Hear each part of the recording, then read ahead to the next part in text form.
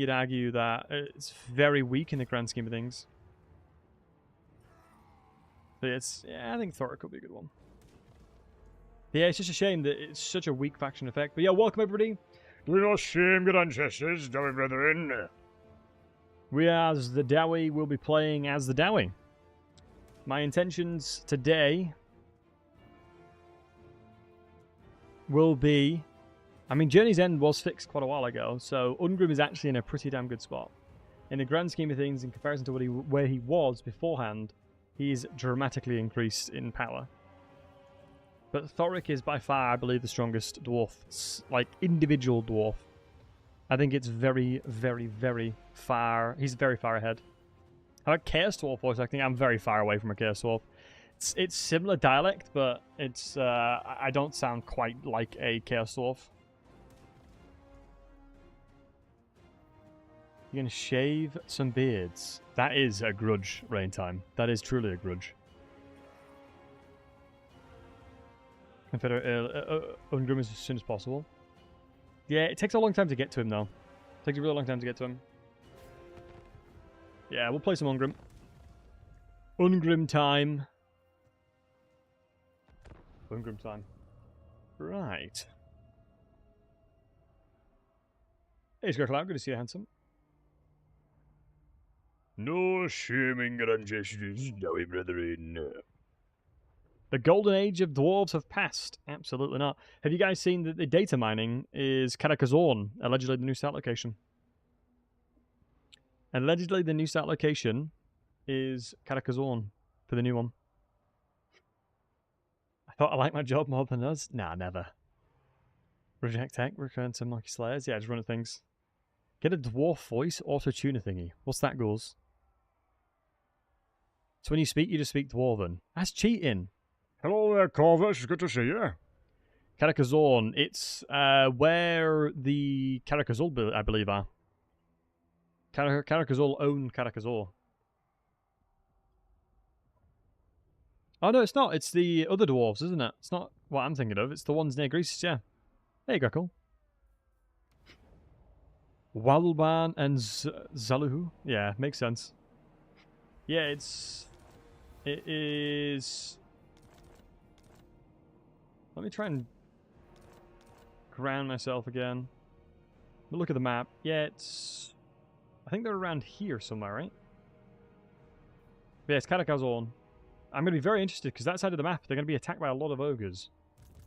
Like, the lore around Karakazorn is they had insane amounts of battles against ogres, and eventually they fell. Eventually they fell. There's one actually really cheesy thing you can do here. If you attack this battle, attack this army, retreat, attack them again, you'll get a grudge, which will give you Oath Gold. I grow restless. My command is attack. To die in battle. My name is Ungrim, and I'm a slayer dwarf. I think Ungrim would definitely not make for good conversation. I think I've made this jest many times, but it's like, oh, you know, Ungrim, how are you doing, matey? To die in battle. It's like, okay, how's the, what's your thoughts on the weather at the moment, Ungrim? Stupid manlings. Yeah, I don't think he's quite the conversationalist. I think he uses acts more than he speaks. Which probably makes for a relatively potent dwarf, honestly. More of a drinking buddy. Yeah, potentially when he's drinking, he's not talking, so that would be an advantage. It's a shame his quarrelers are really bad. Because his quarrelers are the ones without shields, and if we've learned anything from units that have no shields within the Dwarven faction, they will get absolutely smoked in no time.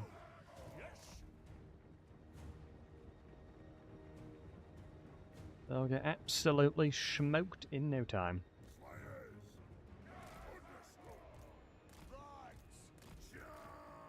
Right, so we're just going to get into position here. Wait slowly. It's time to shoot these stupid manlings. I mean, grubby scum. Hold on, battle action time, not that one. Not that one, we need this one. It's time to do my Slayer Oath. You grubby scum. Wait, most of them evaded me there. I know, man. You can't evade the Slayers. Oops. Casually getting all them killed.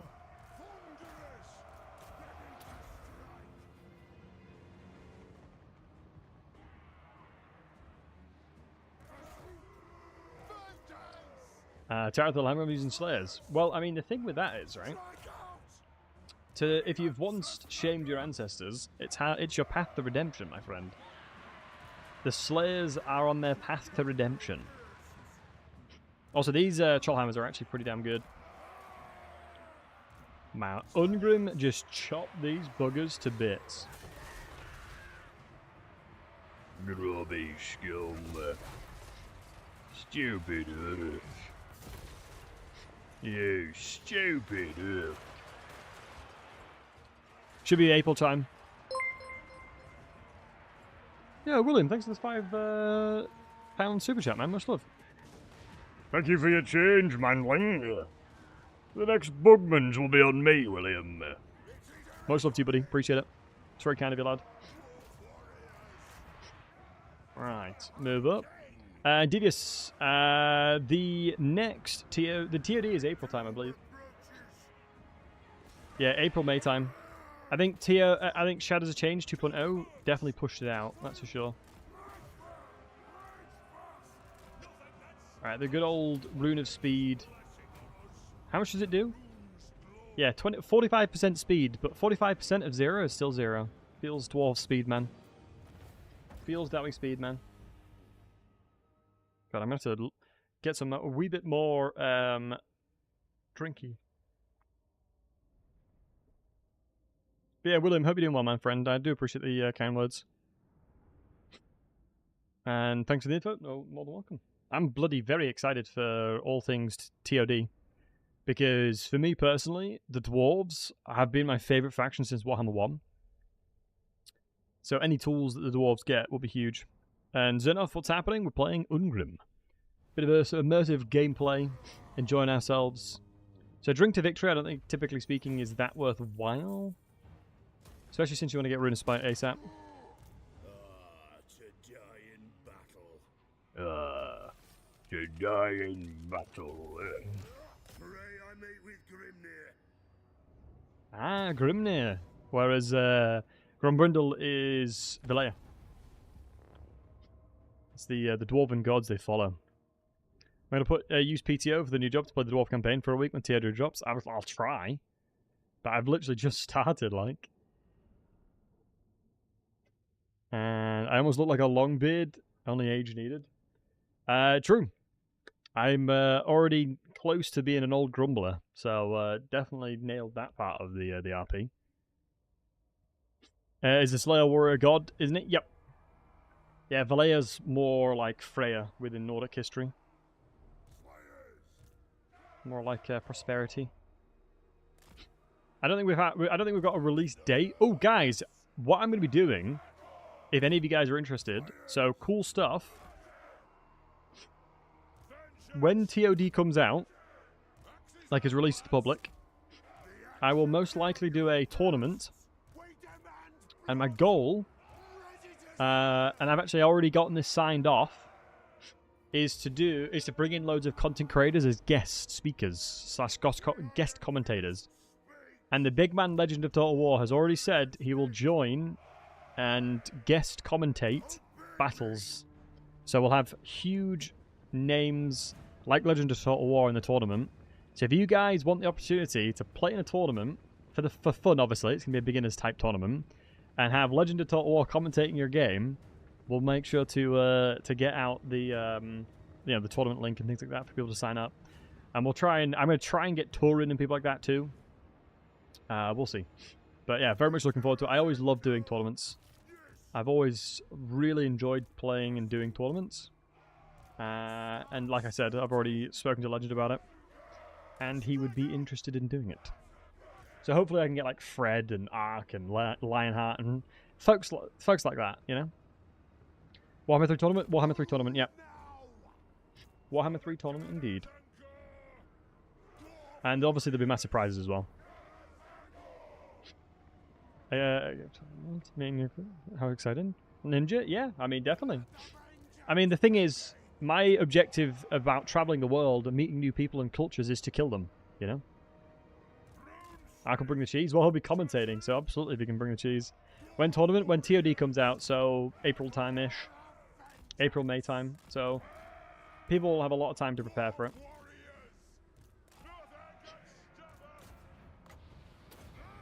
Got some speedage going over here. Slightly afraid about the archers doing that, but it should be okay. As long as we shut down these boys. Reposition. Haven't finished a single campaign. I mean, it's one of those things. Just got long victory on my Belly Guy campaign. Any suggestions for the next, Ross? Depends on what you're wanting to play, mate. If you wanted to do another Dwarf, I'd go with Thoric. If you're wanting to play something completely different, you know, Franz is a great option afterwards. If you're fancying being evil, people like Archon is fantastic. If you're looking at trying to basically approach a more balanced perspective, greenskins are always good fun, just running at things and beating them up. You don't play the Dwarfs, for those, keep it fresh. Don't play them, and that's a fair comment. Hey, Pinkerton. I mean, Blythe, it's a very good point. Yeah, if you're wanting to keep things fresh, yeah, not playing said new dudes that's going to get changed might be a good idea. And Manny, what did you try and link? Because I've got links disabled. Oh yeah, sorry boys. The streamer in me is responding to questions. Hold on. Yep, we'll do it here, Agent, thank you very much for the raid, my friend. Welcome to the Damagecron, brethren. A dying battle. Do not shame your ancestors, Dawi, brethren.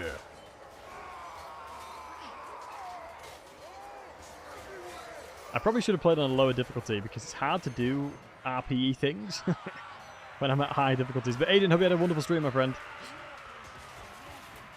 I often forget about I'm doing streaming things. Bunch of stunty gits need a right proper crumpin'.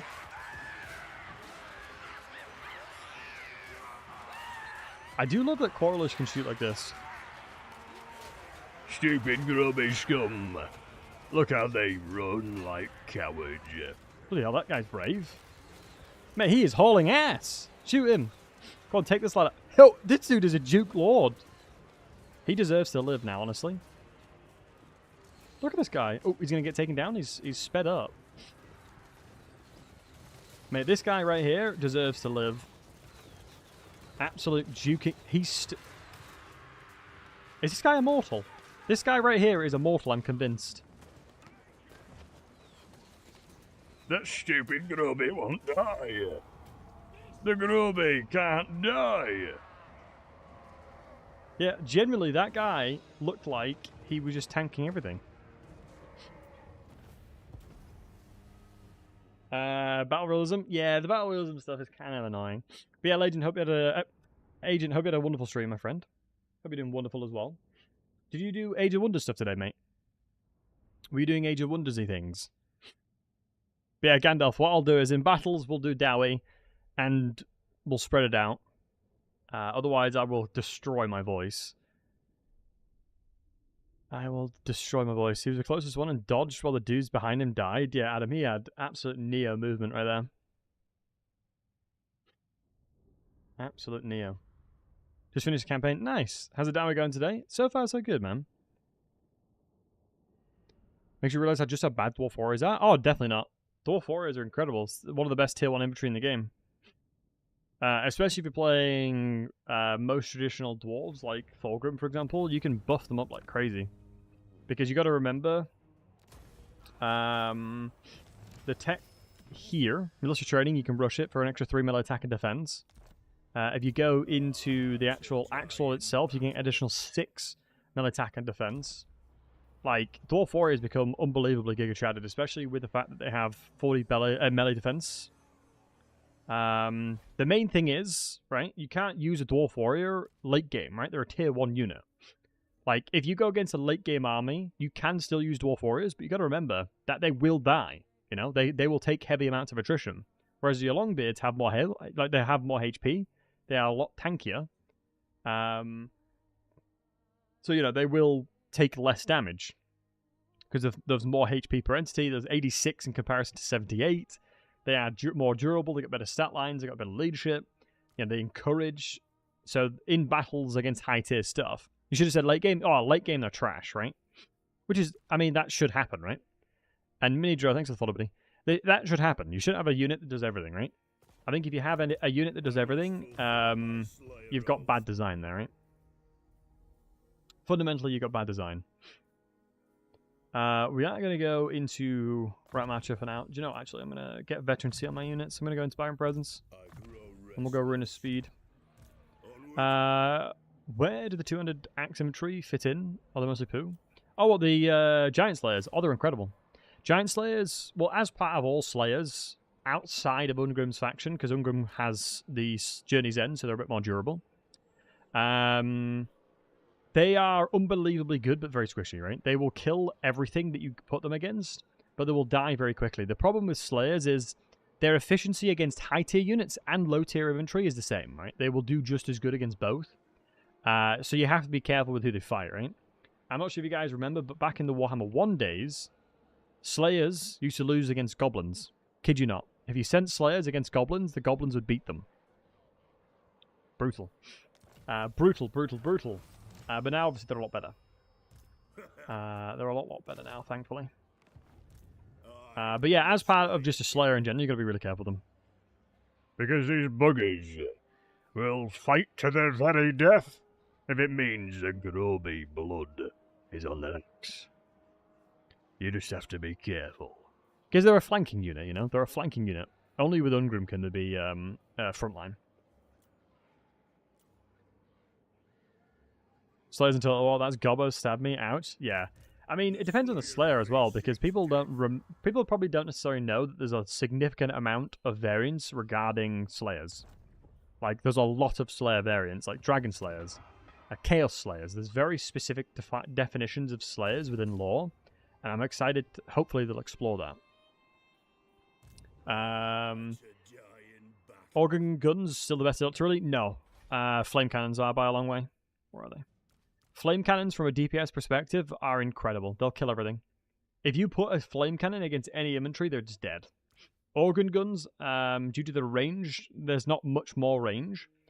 You could argue Organ Guns to single target, Flame Cannons for everything else, right?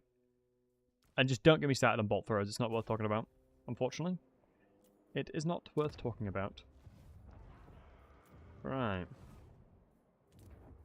I'm going with a bit of a different approach. We're not going militia training, which is not worth it, because we're not going to go heavily into melee, into Dwarf Warriors, right? We're going to go into the Autonomy of Holds, because one of the biggest weaknesses of Dwarves, specifically, is their weakness regarding growth. And by going into the Autonomy of Holds, we can then empower it as well, right? There's a Slayer with pistols, which is quite fun to give Ingram. Scrap stack. Interesting. I mean, it wouldn't surprise me if there's some variant of range. Just due to the very nature of how Slayers adapt within the area specifically that they're designated in, because they'll become specialists of whatever area they're in, right? You know, places, Katakazorn, which is potentially where the leaked new stuff location is, data mined it's been, so Katakazorn, nearby Greasus, so all the ogres, they held out for a very long time against ogres. And they heavily utilized range weaponry, right? One of my very favorite things about the Dwarves is that people like Thorix, specifically, he says that gunpowder is untested technology, right? He literally says gunpowder is untested technology. Stordigan, thank you very much for the follow, my friend. Come by the fire and have some ale and tell some stories, yeah. But most importantly, do not shame your ancestors down, brethren. Yeah, basically, he said that gunpowder is an untested technology. It's the reason why Thoric, you don't really recruit anything that has gunpowder. You use grudge throws and you use quarrelers. Because he's an old grumbler. The older generation of dwarves don't trust technology that is more advanced, like gunpowder. Like, even though it's been within the, you know, pretty much any dwarf that you can think of will use it, right? I'm going to buff up the Slayers. It's the kind of things that I love about them. Just the unbelievably, blindly stubborn elements of dwarves is what makes me love them. Yeah, saying crap like that, it's just brilliant. That's why I love the boys. Those are the dwarves who helped make the steam tanks. Yeah. I mean, Malachi McKayson is the dude that invented thunder barges, and there's many of dwarves that have a significant influence. And it was Drake, yeah. It's something that I've mentioned before. Dwarves gave gunpowder to the Empire. Dwarves were very, very far ahead from an engineering perspective, and that's one of the biggest catalysts as to when the Chaos Dwarves split off. They still had a lot of knowledge about how to produce gunpowder and produce weapons and machineries of war. But the difference with the Chaos Warriors is they have a heavily Chaos influence, obviously, so they can use more forbidden stuff, basically. Wonder how CA will make thunder barges. There's a mod for thunder barges, and it wouldn't surprise me if they just copy and pasted it. Because in the 4.0 blog post, we even saw them thanking certain modders because they took inspiration from them. Like, I know Venrus was shouted out and others, and it's pretty cool. They should definitely take more inspiration from it, right? Because it makes no sense otherwise. As a new Lord for the Dwarves, or just a rework? 100% there'll be a new one. Ross, I'd assume it'd be similar to how Shadows of Changes, but the 2.0 version of it. Because they'll put in cool stuff, like new Legend Dwarves and heroes and things. If we don't get Malachi McKayson, like I said, I'm going to flip out. I'm going to be so sad. I will fight whoever I need to fight in that context, if I don't get Malachi McKayson. I will happily go and travel to the Creative Assembly office and fight whoever is doing the dwarf stuff. Because he opens up so much potential to the world in general. The Dawi is also my favourite race of faction. Yeah, I've played them to Warhammer 1, love them. Love them to bits. Absolutely love them.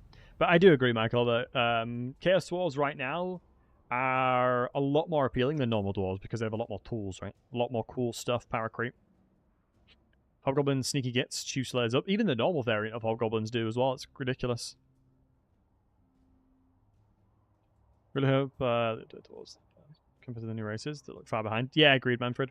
I think the identity of the dwarves in general is very outdated. It's similar for Empire, right? It's ironic to say the same for Nurgle, but it's kind of true.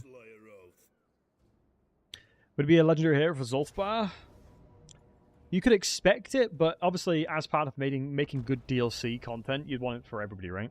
Like how the Golden Knight has, she's been available to every Kizzlebite. Because if you're only subjecting it to one minor faction, then it kind of gets awkward. But he should be available to pretty much everybody. And the only worry that I have is that they don't do him justice. Because there's many quotes within lore about Malachi fighting in battles. And one of the really cool things that he does is he's a slayer, right? And he's an engineer at the same time, which is a very unique blend. And he legitimately runs in like a nutter throwing grenades and frag grenades. There's like a thing where Gotrek is like, what the hell is going on? And he was so confused about all the explosions and stuff he was hearing. It was just bloody Malachi McKayson just running around throwing grenades and going like an absolute nutter. And that's the kind of characters you need in game. You know, adding some really cool stuff like that. Also, this is going to be a really awkward fight because of these guys. We do outrange them quite heavily, so if I position myself on the hill here, and we're going to need to kind of leverage some of my front line and then flank around because there's just a lot of range. It's the only thing that's scaring me. But as long as we position on the hill here, it should be fine. Typically speaking, Slayer should never be used as a front line, but Ungrim with Slayers, with Journey's End, excuse me, can kind of take advantage of it and get used to it. They have Jorik Grimm. Yeah, Jorik Grimm was who helped the dwarves, helped the Empire. Michael, yep, it was Jorik Grimm that helped the Empire. Alright, start shooting these boys and then move everything else up.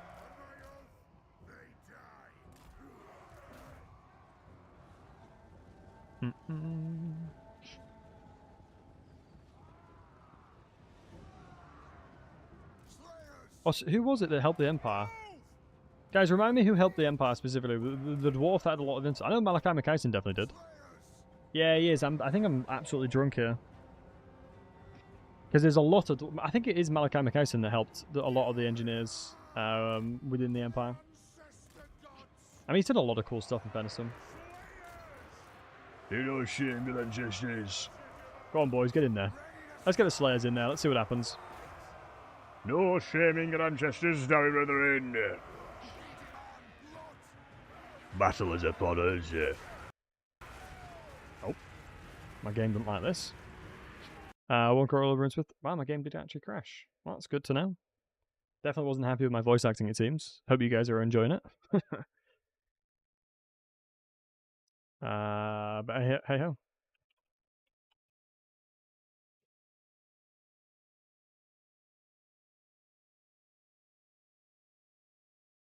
Who was it? Because yeah, it was in Kezakarak when they first got it.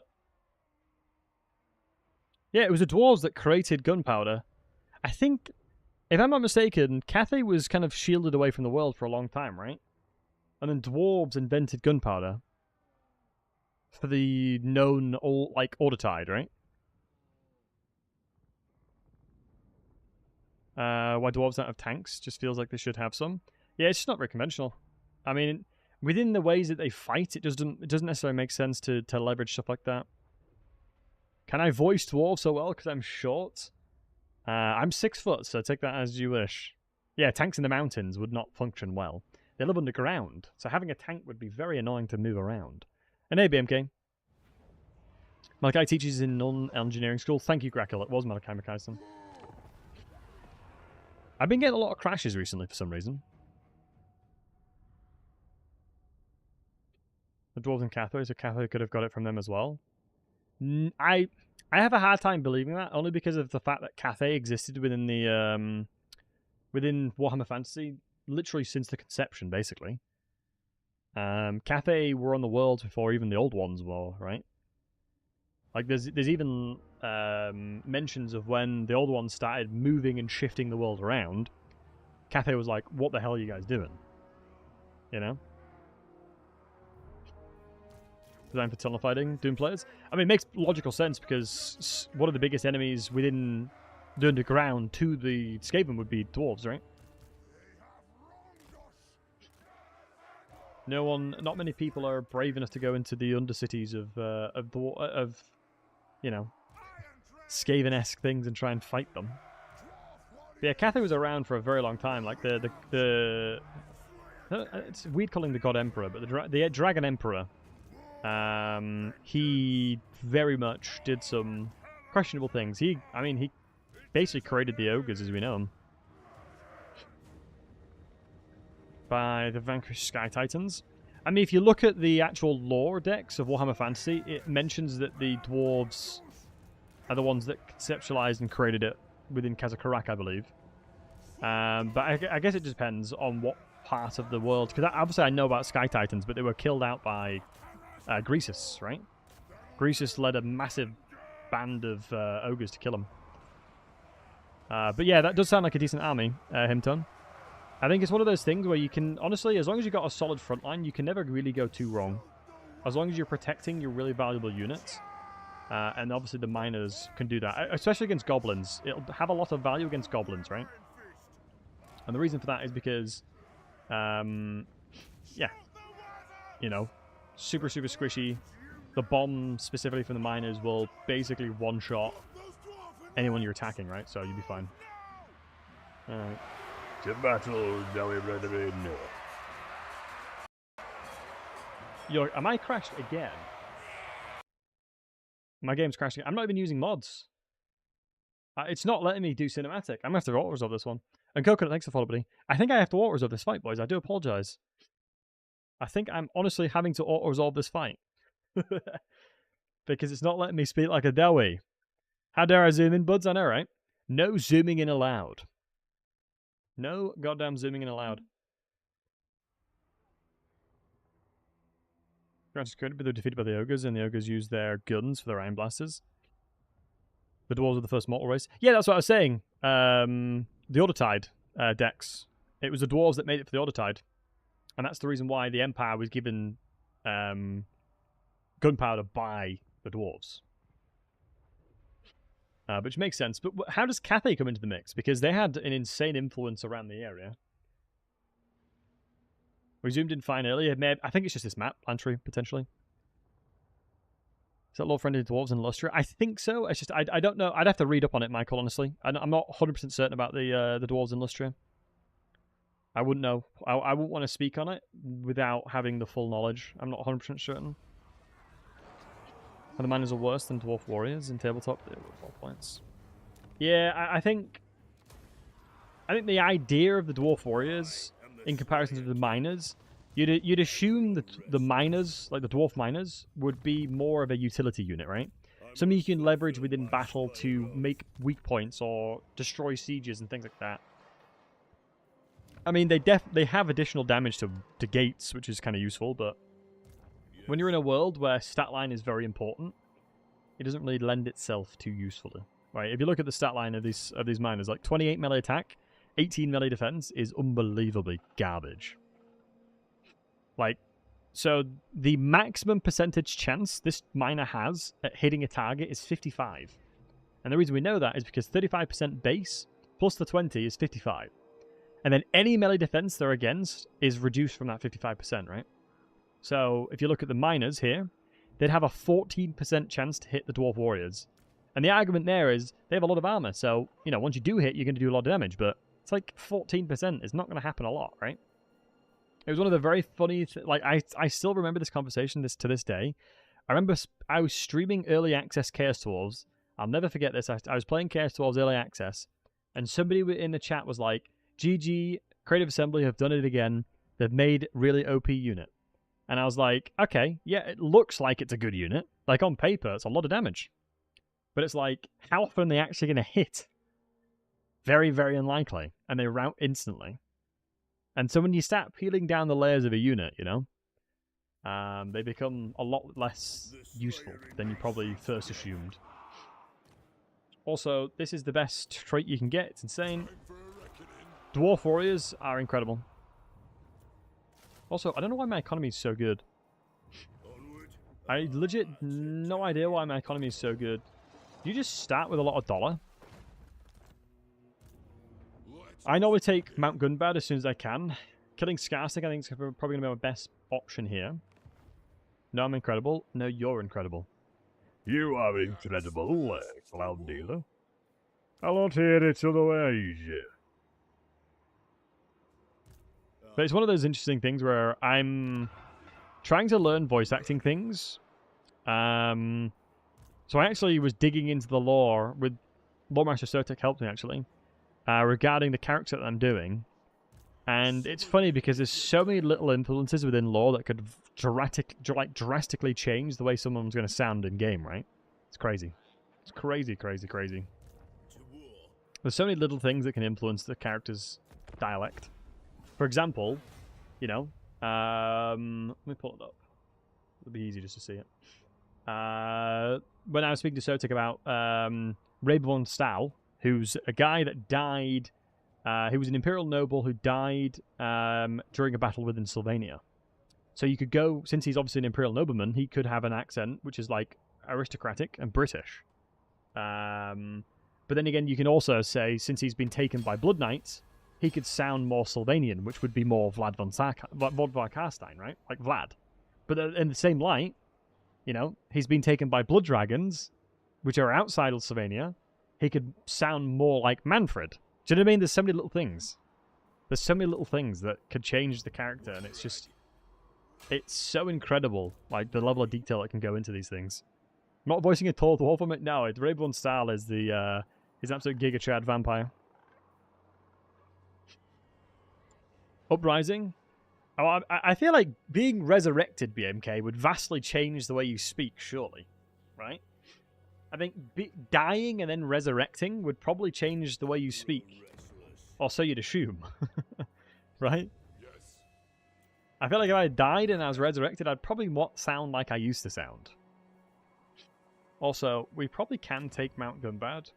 And the only reason because of that... We should probably take Grom Peak first. Yeah, we'll take Grom Peak first. I'm actually pretty damn confident we can just win without too many difficulties here. Ungrim's full HP. I'm gonna force match. I'm crazy like that. Depends how much you decay. That's a valid point. Yeah, I guess it depends on how long you were dead for.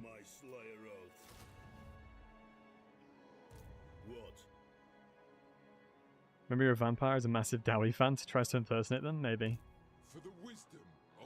Man is a better in Thoric's campaign? Definitely. He has more gold from the start, that makes a lot more sense. We're going to get as many slayers as we can to replenish the fatigue. I mean, it's one of those annoying things about the dwarves. And it also sucks that we lost a lot of units here because we had to resolve because it kept crashing. But it's one of those interesting things where... Also, Matt's going to die to Drytra, which will make Drytra hate me. But I don't really mind that because it's basically free moolah. I'll take the free monies. We will murder Azag eventually. It's just consolidating the south, protecting Thorgrim from Skarsnik is important in my eyes. Ensuring that Skarsnik doesn't kill Thorgrim early on so you can confederate him is huge. Because he'll build up the province really nicely. And Talon, hope you're doing well. Gunbad is clearly named after Gun Dabad from Middle-earth. Yeah, that's it. Do Empire nobles sound British in law? Because the Empire as a whole is based on the Empire. Yeah, I think most Empire, they sound relatively aristocratic, yeah. North. But it's super interesting. Like, the more you learn about this game, the lore, the more it's just mind-blowing. Also, it's really annoying that I don't have 10 Oath Gold here. If I had 9 more Oath Gold, we'd have been able to get ourselves a Rune of Spite. I am kind of pushing this pretty hard, but I think we should be fine. I mean, it's one of those things where I know the dwarves' limits pretty well. And from an individual fighting perspective, everyone that I'm fighting right now, we should be completely fine. Do not shame your ancestors, Dawi brethren. These stupid grubby scum will perish beneath my axe. Cycling is good for Oath Gold. That is a valid point. I should have recycled the crown, BMK. Good point. Thank you for the reminder. That is a very valid point. I forgot I got an item to begin with. This map sucks, though. Yeah. This one's not actually too bad. The reason this map's not too bad is because it's right-hand side here. Oh, this... No, I'm thinking about the wrong map. Yeah, here. This side's not too bad. Basically, what I'll do is put my units behind a little bit here. Trigger on here for now. Move up my single entities towards the gatehouse. And then we'll get through that way. And we can just keep using everything we've got. If they're not on the walls, do you know what? I'm going to take advantage of the situation. The towers can't reach because they've nerfed the range. So sitting here, we should be completely fine.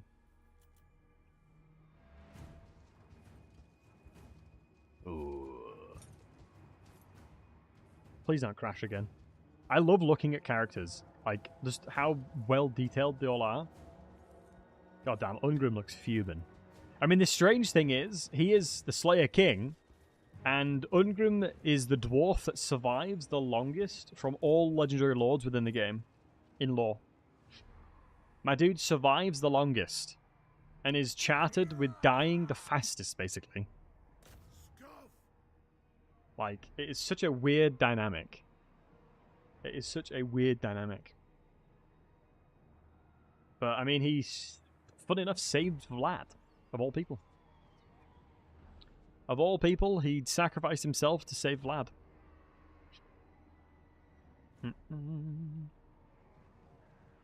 Shouldn't take too long to get in here. It's like, Open up, you bloody grubby scum. If you go and look what's on this bloody gate, it is my symbol. This is a dwarven settlement, you grubby scum. End times lore, true. I mean, Manfred, let's be reals. Some end time lore is good. Let's not blindly hate it. Some of the end times lore is really cool. For example, a bad end times lore when Malekith marries I can't. She's a legendary lord in game. It's going to annoy me if I don't check. When Elariel, Malekith marries Elariel. Literally zero reason for it. Zero reason for him to marry her.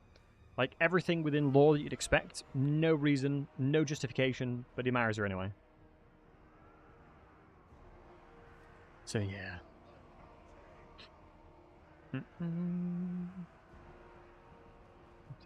Hey Claude, good to see you, buddy. Yeah, it's a little bit annoying them going there.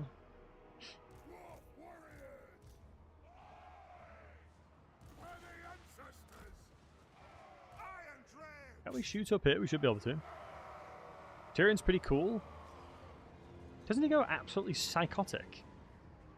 I mean, you got to remember his bloodline. Like the Aenarian's bloodline is all cursed in some ways. Tyrion, I think, was corrupted by being a bit of a psycho. Teclis's bones are brittle. So yeah, there's no full range coverage in the walls, no burning gates.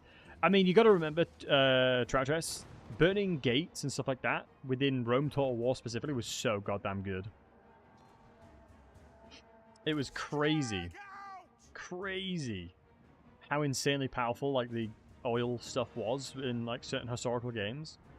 I think defensive sieges are already at significantly your advantage, right? I think we are already in a pretty significant advantage within a defensive scenario, especially with all the changes that have happened. So anything more, and then you probably run the risk of it being miserable sieging stuff.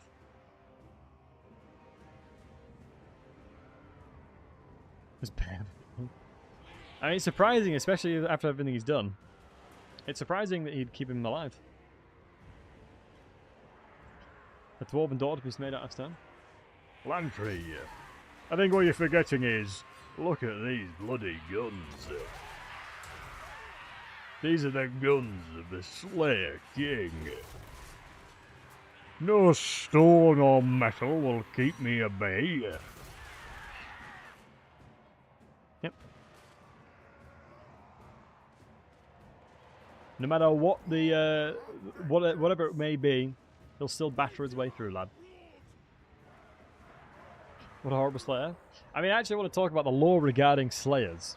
So this is a little bit of a misconception, right? Little bit of a misconception regarding Slayers, in that they should run in and just die, right? Slayers are basically a point of authority within battles, where you would look to them for leadership, right? Slayers shouldn't run into battle and just die. That is not their job. That is not what they should do. Their job is to, you know, survey the battlefield, understand where they are most valuable, and then kill relevant targets if they deem it worthy, right? They don't just run in blindly and die. Otherwise, that's not an honourable death. That's not a, you know, you're not redeeming yourself in any way by just running in and fighting the first thing you see. It has to be an honourable death, right? And that's the redemption arc of the Slayer, is finding an honourable death.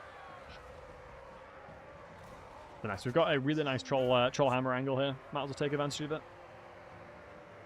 Might as well take advantage of it. I don't need to send my Slayers in just yet. There's no point. There's no points. No reason to just yet. There's a goblin war boss. You are not welcome here, friendo.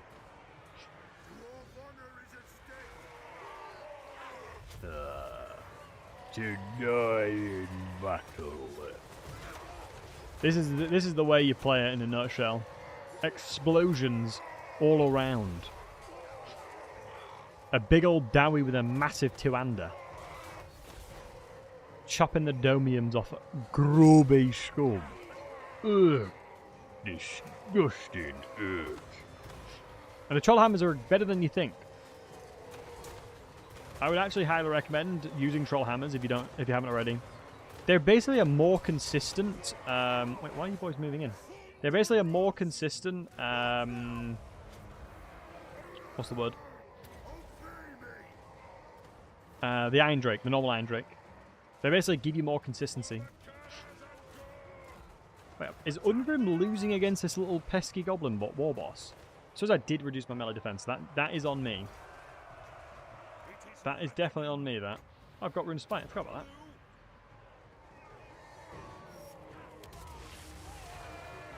Okay, this is a little bit embarrassing that Ungrim's losing to Garsnag Radher. Don't want to talk about it. Honestly, this is never worth using. 75% damage to guarantee you're going to get hit does not seem worthwhile. That does not seem worthy. But in fairness, from a mechanical perspective, since there was a lot of their entities around the area, what Ungrim was doing was hitting splash damage, which meant that his damage was being, like, quartered. Because depending on his maximum splash target, he'll be splashing into a lot of targets. Which means his damage is reduced by a lot. Now, I'm not going to climb the walls either, because it'll be miserable if I do. I don't know my boys running on the ladders as well. Good on you, boys. Yeah, the Iron Drakes moving through. They're going to get shot at a bit, but they have a lot of armor, so I'm not too worried about them.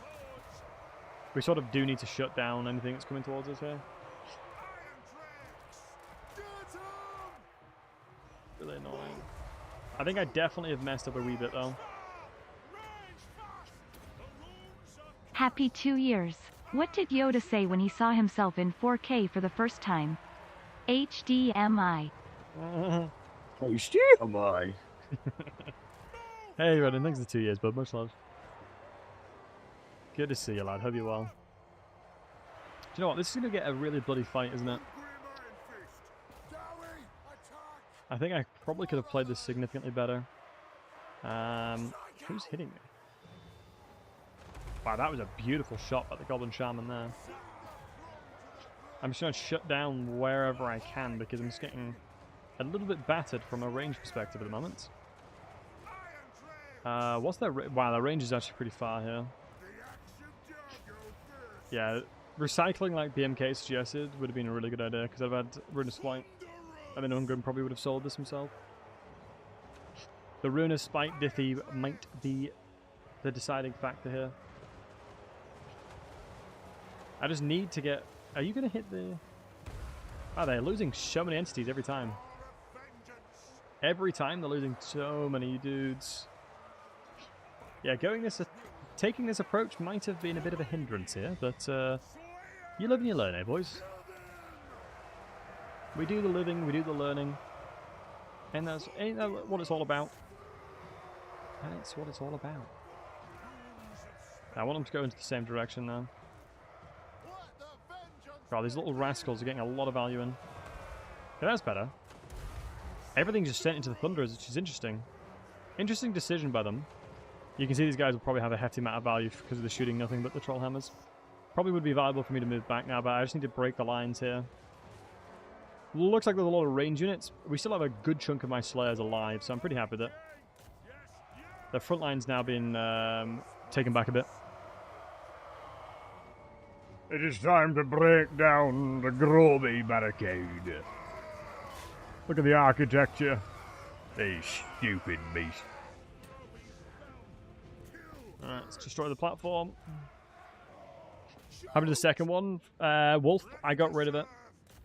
I intend on replacing the Corals anyway, but it would definitely have been a huge help in this fight, that's for sure. Honestly, it sounds dumb, but the best composition I can make early on is legit just nothing but Slayers. Like, the meta of, like, ranged has died so much that actively I would rather recruit melee units than I would ranged units, 100%. Which is such a difference between games. That would be sacrilege to say in Warhammer 2.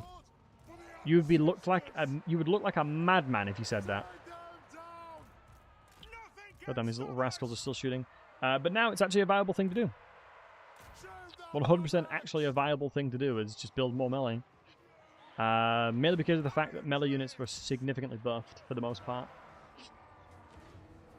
Like, a lot of melee units received a pretty sizable buffs. Well, I suppose they received buffs and then range got massively nerfed too, right? So it was sort of a double whammy. It was sort of a double whammy. That's your picture of some. I'm sorry to hear that, man. You had a ski trip planned? Oh, dude, jealous. But you had to stay home and worked. You need a vacation, Ronan? Much love to you, man. I hope you get the vacay that you need. Look after yourself, lad. Or I'll come and fight your employer for you. As you need to look after yourself. That's one of those things where you are number one, right? And if you're looking after yourself, then you can do your best job, right?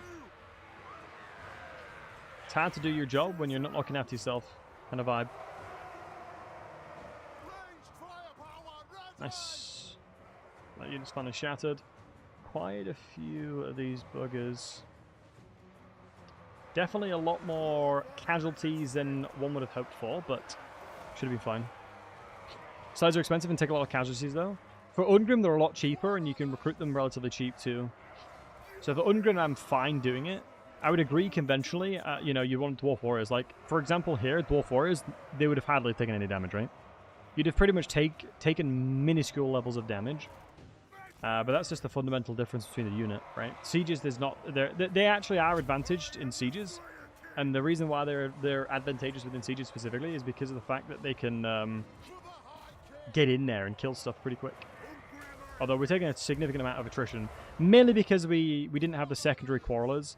Because the annoying thing is, we had to merge a lot of my units because of the fact that the game bugged and I had to auto-resolve, right?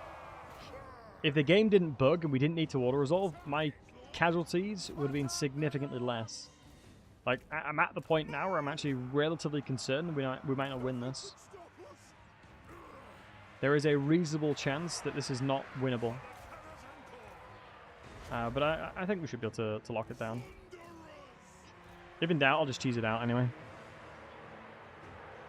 Because yeah, I think Slayers are like maybe 100 cost or something, Anthony. But I would agree conventionally. There's no units want to die, true. I'm actually doing them all a favour. You're a private contractor? Ah, fair enough, buddy. Fair enough.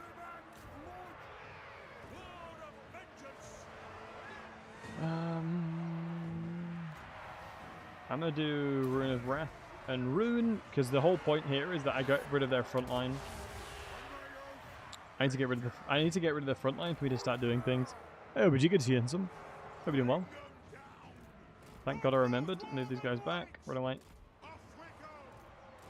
Losing any more of them is going to be detrimental.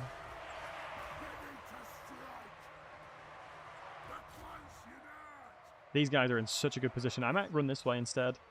I think I'm going to go this way instead.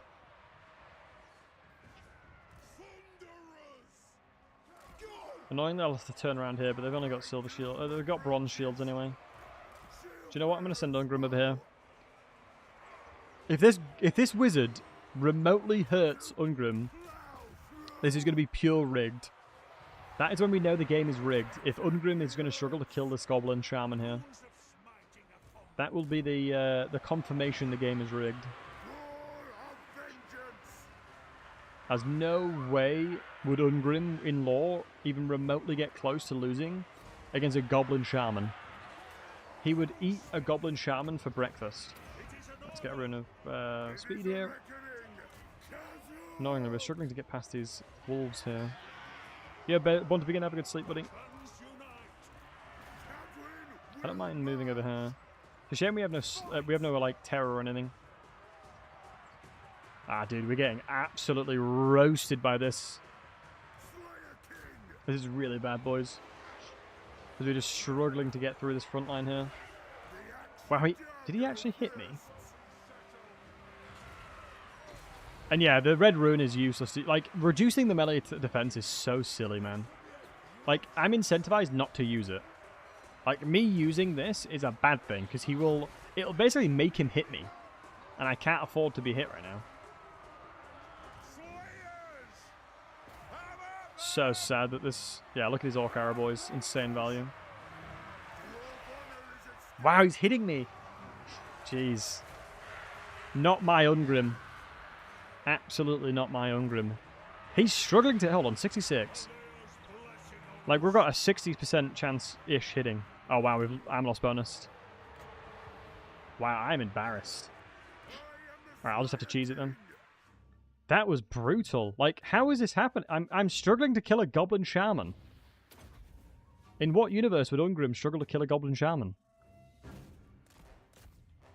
Right, now the battle's over, he starts getting some swings in there. What I'll do is... I'll do this properly. I'll, recycle, get the Wrath of Ruin, and do it properly. Sorry about this, boys. I didn't speak it like a dwarf enough. I think that was the problem. I think the biggest catalyst was I wasn't speaking like a dwarf enough. And plus, this settlement is a brutal one to siege. Yeah, and not having Rune of Spite made Dungrim's job impossible because I couldn't just push through things. It's the problem with having just a Slayer army, right? Just a Slayer army is so weak. I don't know. Normally, they don't stack in that settlement as hard as they did. We have shamed our ancestors this day. Do I have to take the Slayer Oath, boys? I'm already halfway there. I've shaved my head, so... Just stick like a mop to my head, or a brush. Stick a mop, like a brush to my head. Basically good enough. Pretty much halfway there.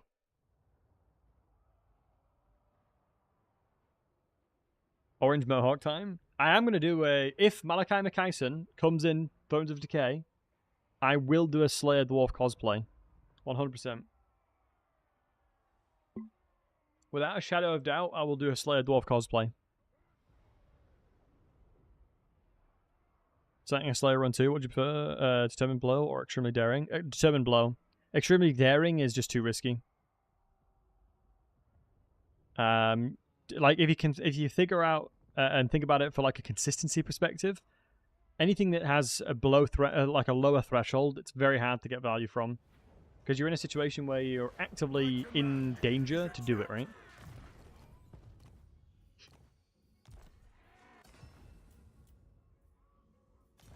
Take this off. Cycle it. And then we can make 2 runes now. Which would have been the smart thing for me to do in the previous fight. Also, what I should probably have done is make Grombrindle... get Gotrek and Felix, because that's like 380 Oath gold. Right, defensive stats are so much better.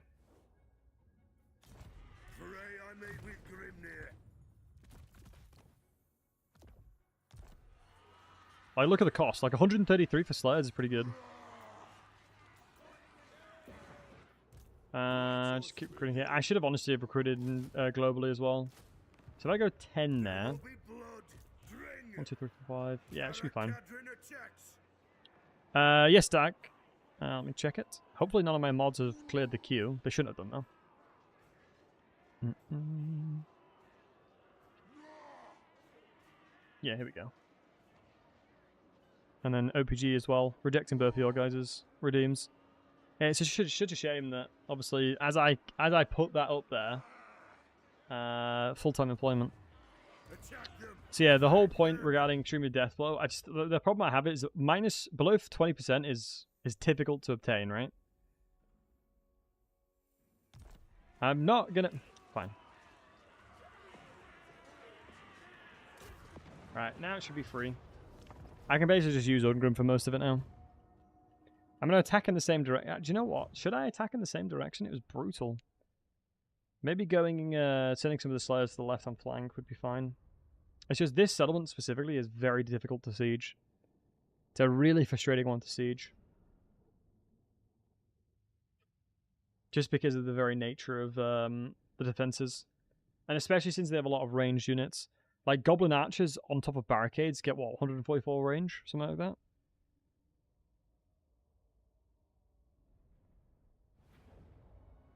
Drops it off miles away from you? That sucks. But remember, he's only human, Link. Don't be mean to him. People make mistakes. Chemist naming armies, like in Romantilla. Yeah. I like the way that Three Kingdoms does it. That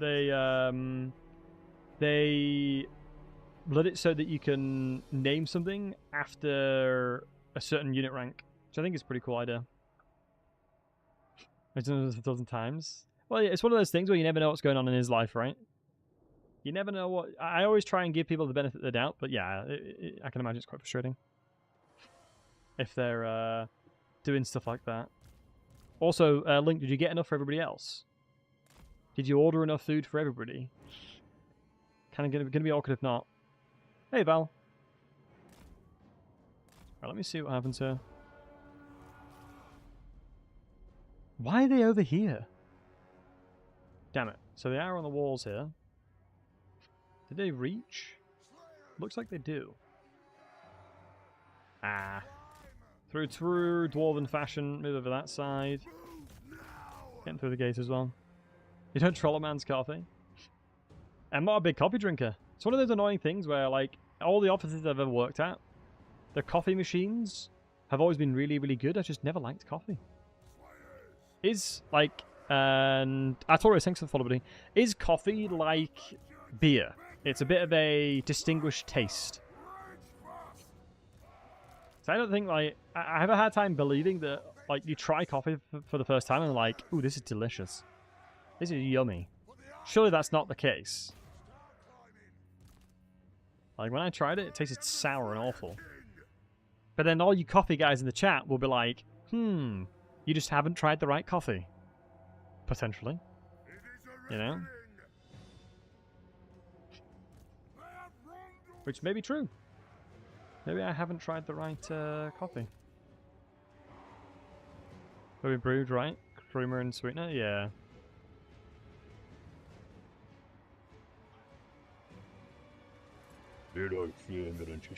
It's so weird that, like, for some reason, runesmiths give me vibes of warrior priests. Very hairy warrior priests. Especially since they use hammers.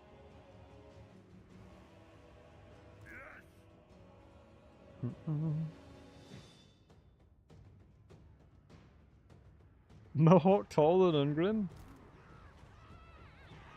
Let's get the investigation.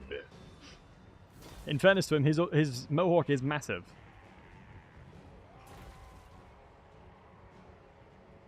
Honestly, his mohawk is probably about 3/4 of his size. Like, half of Ungrim is literally his mohawk. That's brilliant. The damage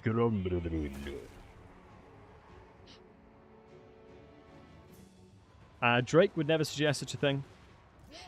Would never fathom such a thing. As that would be sacrilege to call a dwarf the S word. And we all know that. Next thing we know that Teclis is going to start chatting rubbish. You know, you got to be careful. You don't want to speak to the knife ears, do we? The thing that annoyed me about that scene is Teclis is like the best diplomat the High Elves have. Or he's like specialized in diplomacy across the seas, right? And he just calls a dwarf short. It's like you're reading a book. 101, how to talk to a dwarf. Within the area of what not to do, that's at the top of the list, right? That's literally at the top of the list. You're going to be fine as long as you don't call a dwarf short and he just calls him short. Like, okay. You know? If the job description was there in front of him, like he literally had the job description in front of him. Good diplomat for an elf? Yeah, it's a good way of saying it.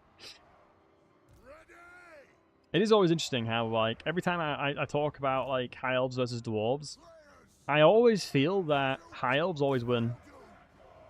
From a popularity perspective. I think more people like High Elves, typically speaking, than Dwarves. Which is obviously sacrilege, but, do you know what I mean?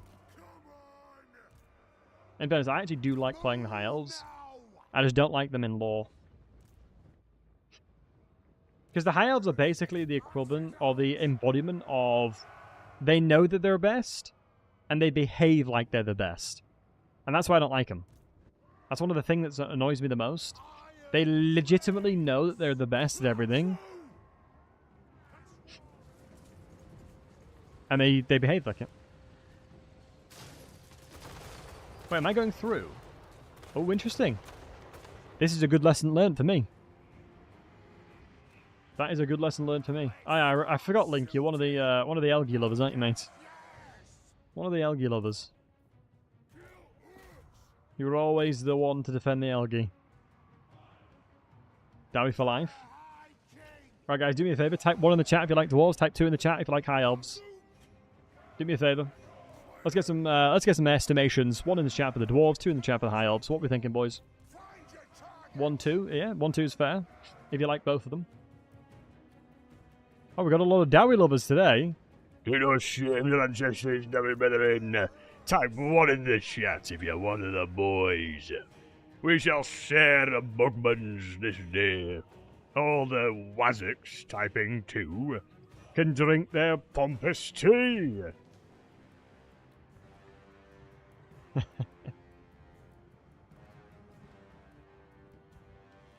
Nice, we got some homies in the chat. Good to see. Good to see we got some sensible folks.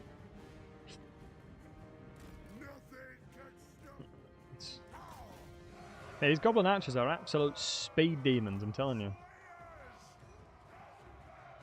Alright. What the hell was that? Hey, Mon-Chief, good to see you, buddy.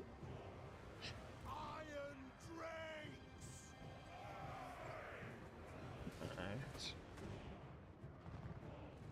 This is secretly a Skaven in disguise. Brilliant. How's work been? Yeah, not too bad, mate. Not too bad. It ain't too bad. Just a learning exercise, you know? Just trying to learn what I can. Lots to do. Thank goodness they didn't hit the Iron Drakes there. That'd have been really bad. Have you guys seen the Trenchcoat Cal Franz mod? It's pretty funny. Scaving a trenchcoat mod for the Empire. It's pretty brilliant, honestly. I definitely am a fan of it. Clip 2 was great. Oh, Moose, can you DM me it? What clip was it, lad?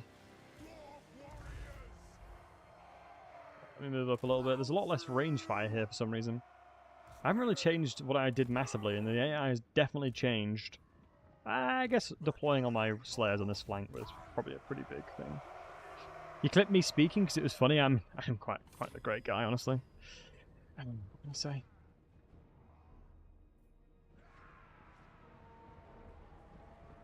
Right. What was it? Me just being a dwarf. Let's have a look. I don't remember what I said. Honestly, my brain is like a pea size. It's really bad. Oh, we got a lot of Dawi lovers today.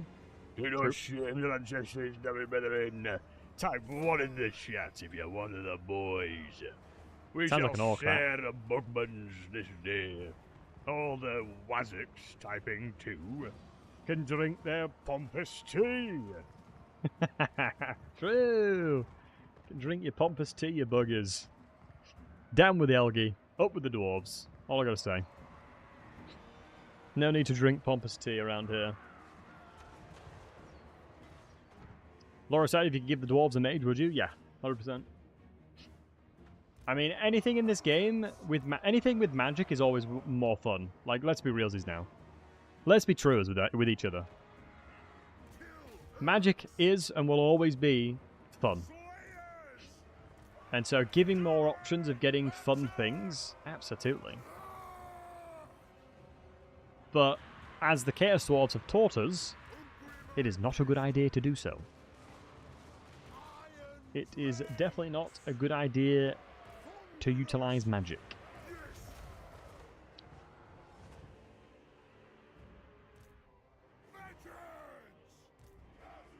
I mean, they made a conscious decision not to use magic as well, right? I believe they had a chance within their life cycle to utilize magic and figure out how to use magic, but it was within their... At the time, they didn't deem it a good idea. As I'm almost certain there's something around magic in general with the dwarves, and they just didn't want to use magic. They decided it wasn't in their best interest to use magic. I may be chatting rubbish there, but I'm almost certain that's right. I am almost certain that is right. I mean, because the Chaos Dwarves, unfortunately, turn to stone when they use magic. I don't think that's reflective of the rest of the dwarves. Magic's not reliable enough. I mean, reliability of magic is dependent on the school of magic, right? That's purely on the school of magic IMO. Like, you can very, very quickly get significant reliability from magic, especially for fire, for example. But within lore, I'd agree, it's very inconsistent. Like, for example, within lore, for a spellcaster to leverage magic, you would have to channel Winds of Magic for a very long time to be in a position to actually cast magic, right? The game has a lot of luxuries for the player regarding using magic. You know, you would never expect somebody to be able to cast as much as they can in-game. But then that's a debate between balance and, you know, the mechanic being fun. We got a lore nerd here. Fred, hello. Dwarves aren't magic with their very being. They're created to be anti-magic. Chaos Dwarves can use magic, but still, dwarves are so anti-magic in their very cells, they turn to stone thanks to it. Yeah, I thought that was only relevant to Dwarfs, though. I thought that was only a thing to the Dwarfs. I guess it's the very being of the Dawi. 170 armor? Yeah, we gave them the 50 armor. I know they're anti-magic, and they have been. It's just I thought it was specific potentially to the Dwarfs, due to the nature of the magic, right? As the type of magic that you're using, Lore of a Shut and things like that, is obviously very corrupt with chaos. So it kind of makes sense as to why it was a bit more inflictive, or a bit more evasive to them than other things would. Well, because I mean, for example, if they utilized like high magic, you know, high magic is not corrupt in the slightest, right? Every strand of magic has some form of chaos corruption within it, whereas high magic is pure. There is no form of corruption within it. Which is really weird, because in-game, high magic is actually kind of ass. But in actual fact, it's very, very powerful.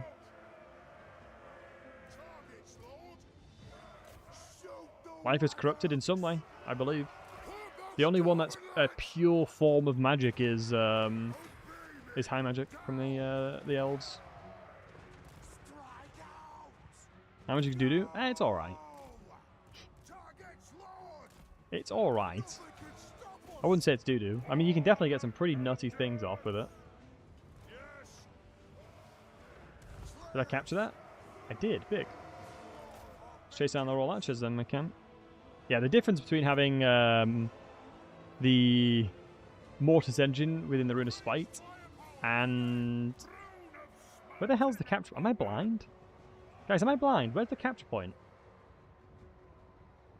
Oh, is it this one here? Right, okay. Alrighty then. Now, these little rascals really do take the mickey, don't they?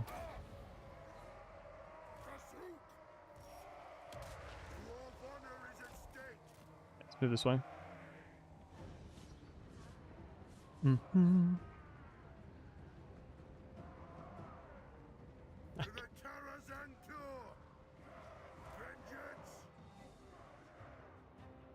Honestly. This guy.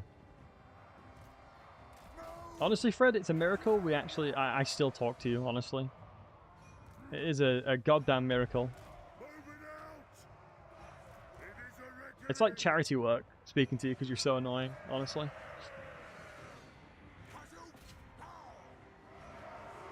Also, your new emote's pretty cool, Fred. I do like it. It's a little cheeky little gobbo shuffle. I do like it. Range far, range fast. Oh, the boy's coming in clutch here. Your ancestors perishes trolls. Yeah, there's no chance we're going to kill the trolls here. They'll heal the damage we do. It's one annoying thing about using them. You're kidding me. They bloody put up a barricade right as we ran through that. That is not ideal, boys. Also, these guys are so good at running away from me. I'm just struggling to capture things. They just keep running from me. Oh, is this connected to that? That barricade's connected, that's huge, because I can get through here faster. Big it is. Try and pull out the other one.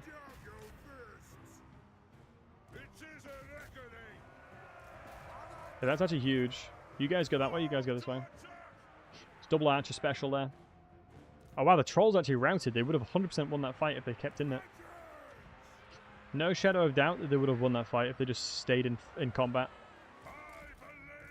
If we get Ungrim and thingy over, we should be okay. We've lost one Slayer, but that's kind of expected. Let me capture this gatehouse so they don't come through this gatehouse here, because they can just walk through here, right? So as long as we try and recapture this, they can't walk through this gate, so that should hopefully deal with them.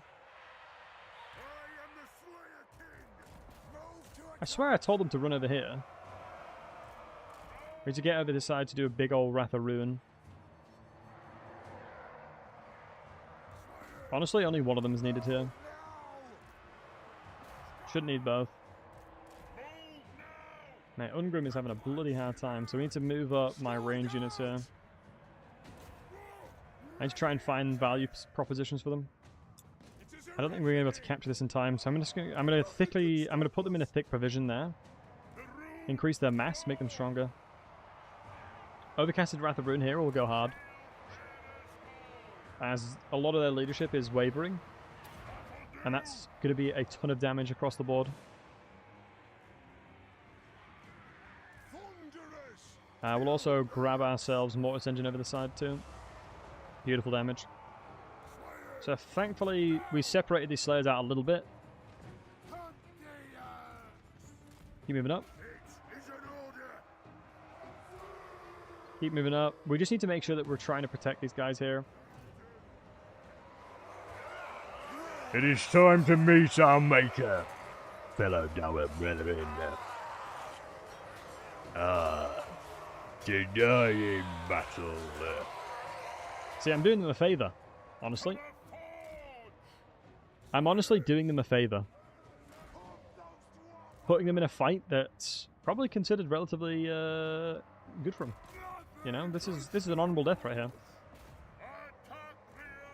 You know, fighting and dying to that many orcs. You're welcome, guys.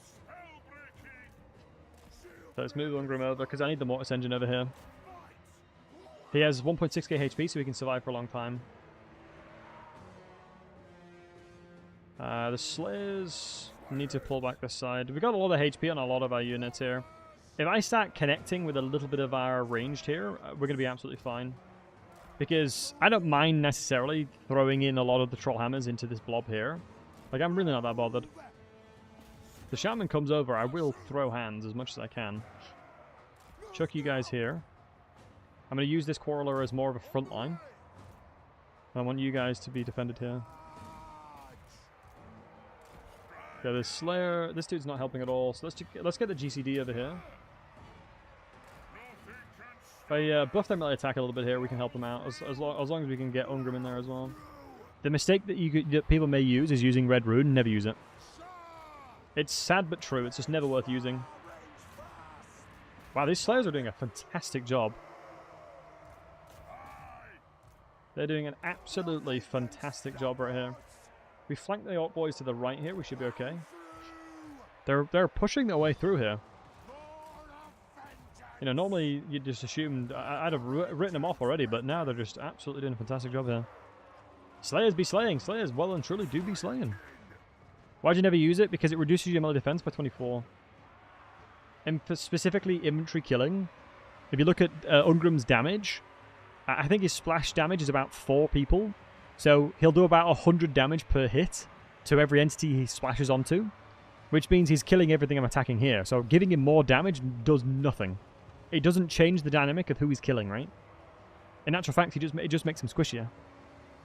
Like, getting 75% more damage to then splash individually into entities doesn't matter. in a duel, has more value, right?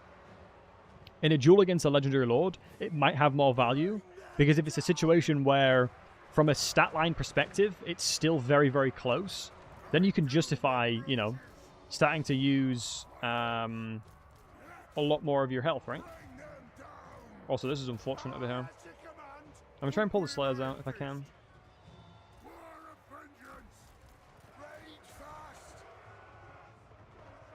A few trolls left. But bigger numbers. I mean, that is true. How could I forget? Bigger numbers equal better Legendary Lord. It's the classic.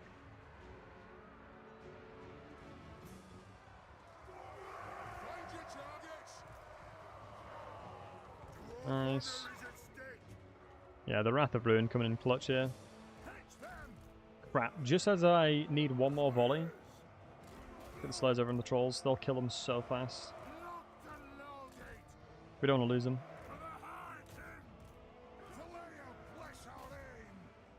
Well, bless out him. Honestly, the Gobbler's going to be hella squishy. Honestly, I would be very surprised if these Slayers lose. They will do so much damage so rapidly. Because 34 stat line is not terrible. They shouldn't, like, in this context, the Trolls should not be able to out-heal them. And plus, since they're attacking the way they are, they're not splashing onto a lot of them. This is actually best case scenario that I've got a lot of my entities attacking them. So that's pretty much best case scenario I could have asked for. This is a bloody difficult fight. We're getting there, though. What I should have done is probably recruited in my main province a little bit more to make this easier, but I knew it was winnable. I knew this was winnable, it's just... I had to play it better, honestly. And to begin with, I didn't play very well. I just sort of ran at them without any rhyme or reason, right? I was just like, yeah, we're dwarves, we'll be alright. Forgetting that I'm using Slayers instead of, you know, Dwarf Warriors who just sit there and tank for 700 years. I think if the general gets killed, they'll probably armor loss bonus. Because you got to remember in this context, when you see victory is close, one of the worst things you can do is try and expend a lot of resources in killing them. What I mean by that is, if you're using ammunition, and you're using, you know, variants of things, like... Well, magic is different because it's not balance of power, but if you're using a lot of ammunition, you will gut your potential current... I mean, VPs is what it's like, victory points. Or combat score, CP. Oh no, combat power is what it's called. Combat power is how you determine the balance of power in the battle. Hey, Liam. And for the reading, thanks for the 26 months, bud. Appreciate you, lad. Yeah, CP is basically the like what the game uses at all times to judge who's doing well in the battle. That's why you'll see oftentimes dogs have a high CP. So they auto-resolve really well. And we've got a ton of Slayers we can replace in here, so I'm not bothered.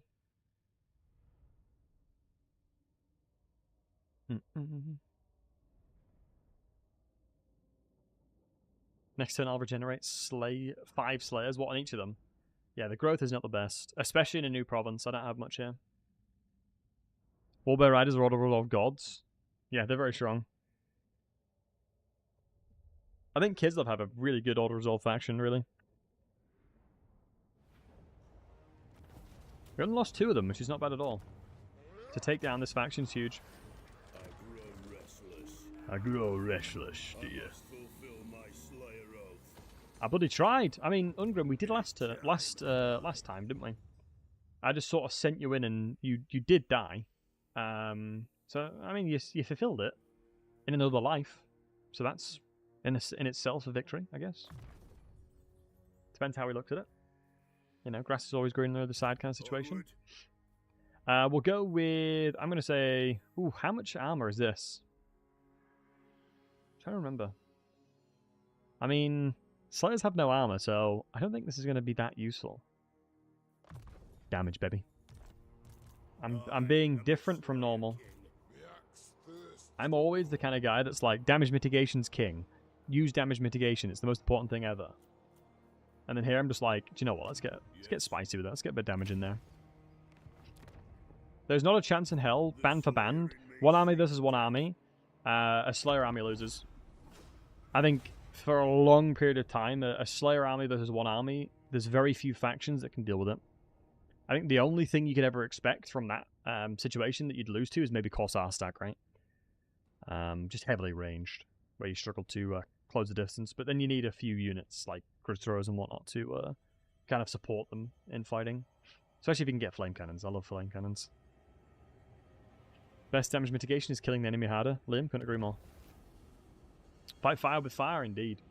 So Templehof, I think the way that the AI does it is... well, I know the way Thorgrim specifically works is he just basically confederates this entire province, even though it's a greenskin. It's really weird how his faction works like that. Greetings, honourable. Greetings, honourable ally. What? Salutations, my friend, salutations. Die in battle. To die in battle. Come then. I wish I had the mod on where I could reveal the map so I could then check and show you guys where the alleged data mine location is. My oath is intact. Where the alleged data mined location for the new Dawi is.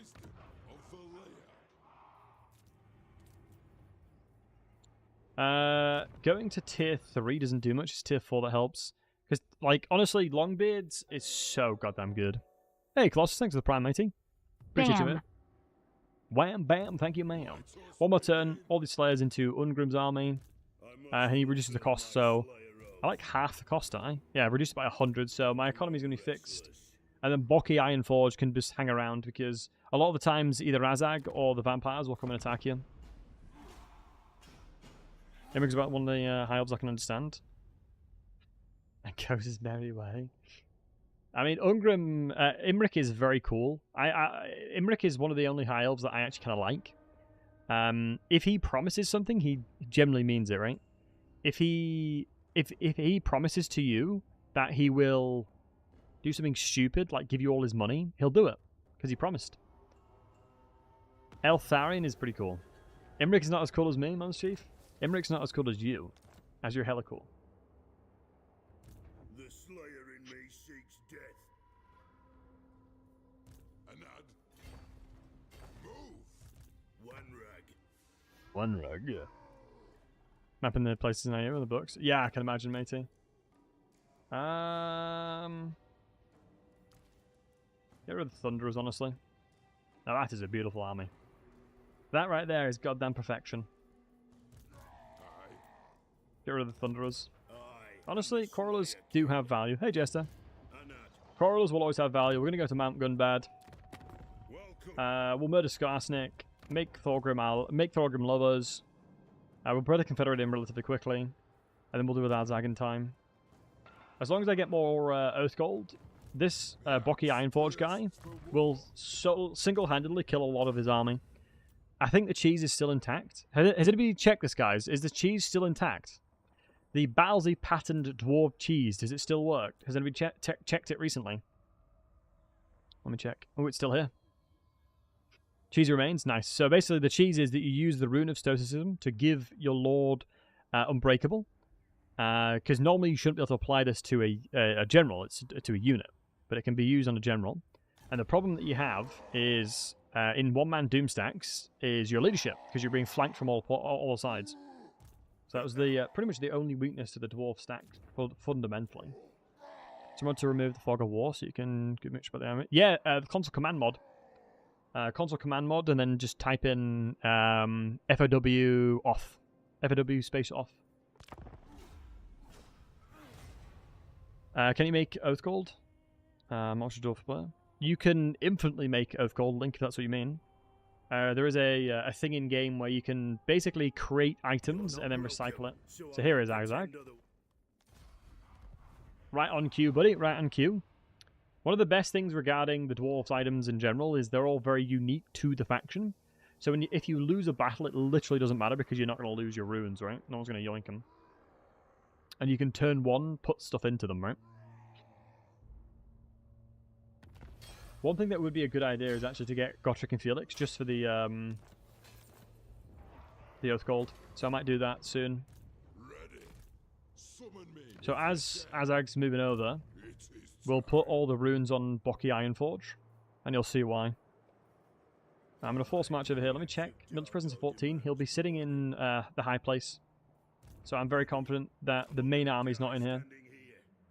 It's the secondary army, which is actually quite a good army.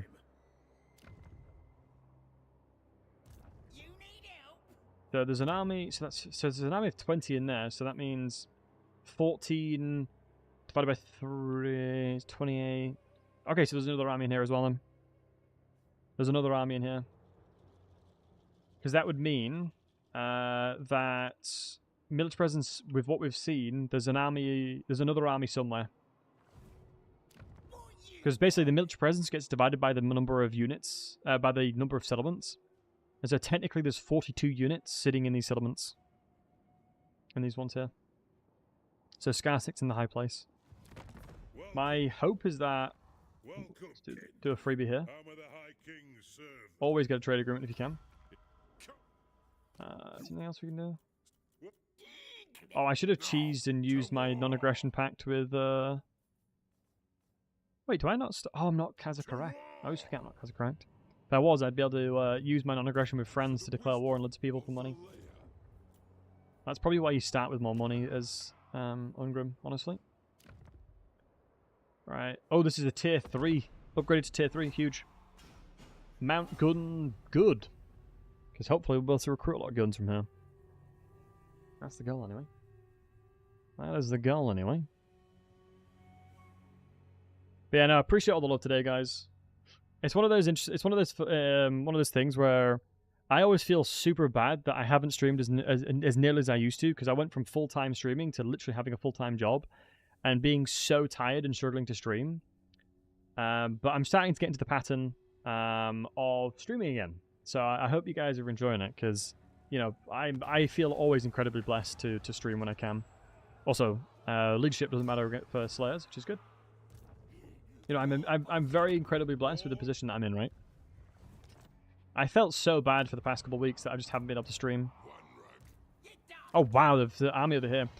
So what's my favorite thing about the game, and what do you find the most frustrating about it? Thomas, great question. And this goes to you guys as well. Same thing to you boys. What's your most favorite thing about the game? What's your least favorite? My least favorite thing in the game right now, which causes me the most amount of pain, is the gate bug, simply. That is the only thing that annoys me about this game, is the gate bug. It annoys me to no end. It makes me so frustrated that you can have units just glitch through the gate, right? And then just get killed. Nothing you can do about it. You can't take them out.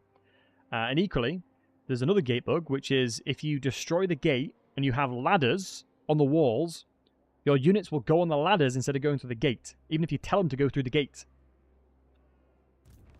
Which is another one of the things that really frustrates me. So what I'm going to do here, boys, is what we call a bit of a gamer move. Wow, double-goated thingy here.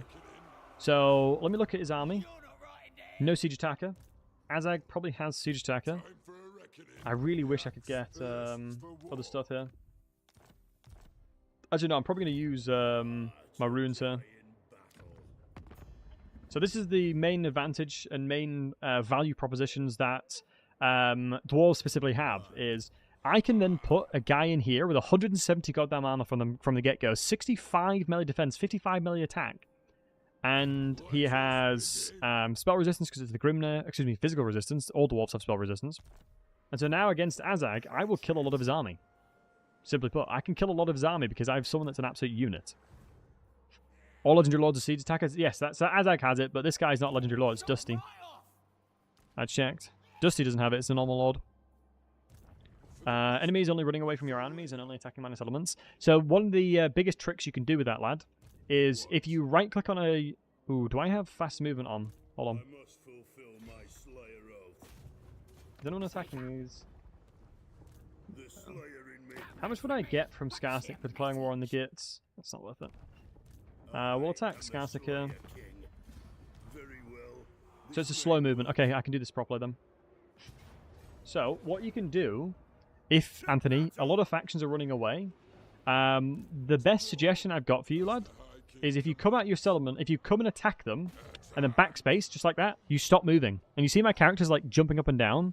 If I walk into the zone of control of Azag here, right, If I run over here, and you can see the circle around him is the red, which is his zone of control.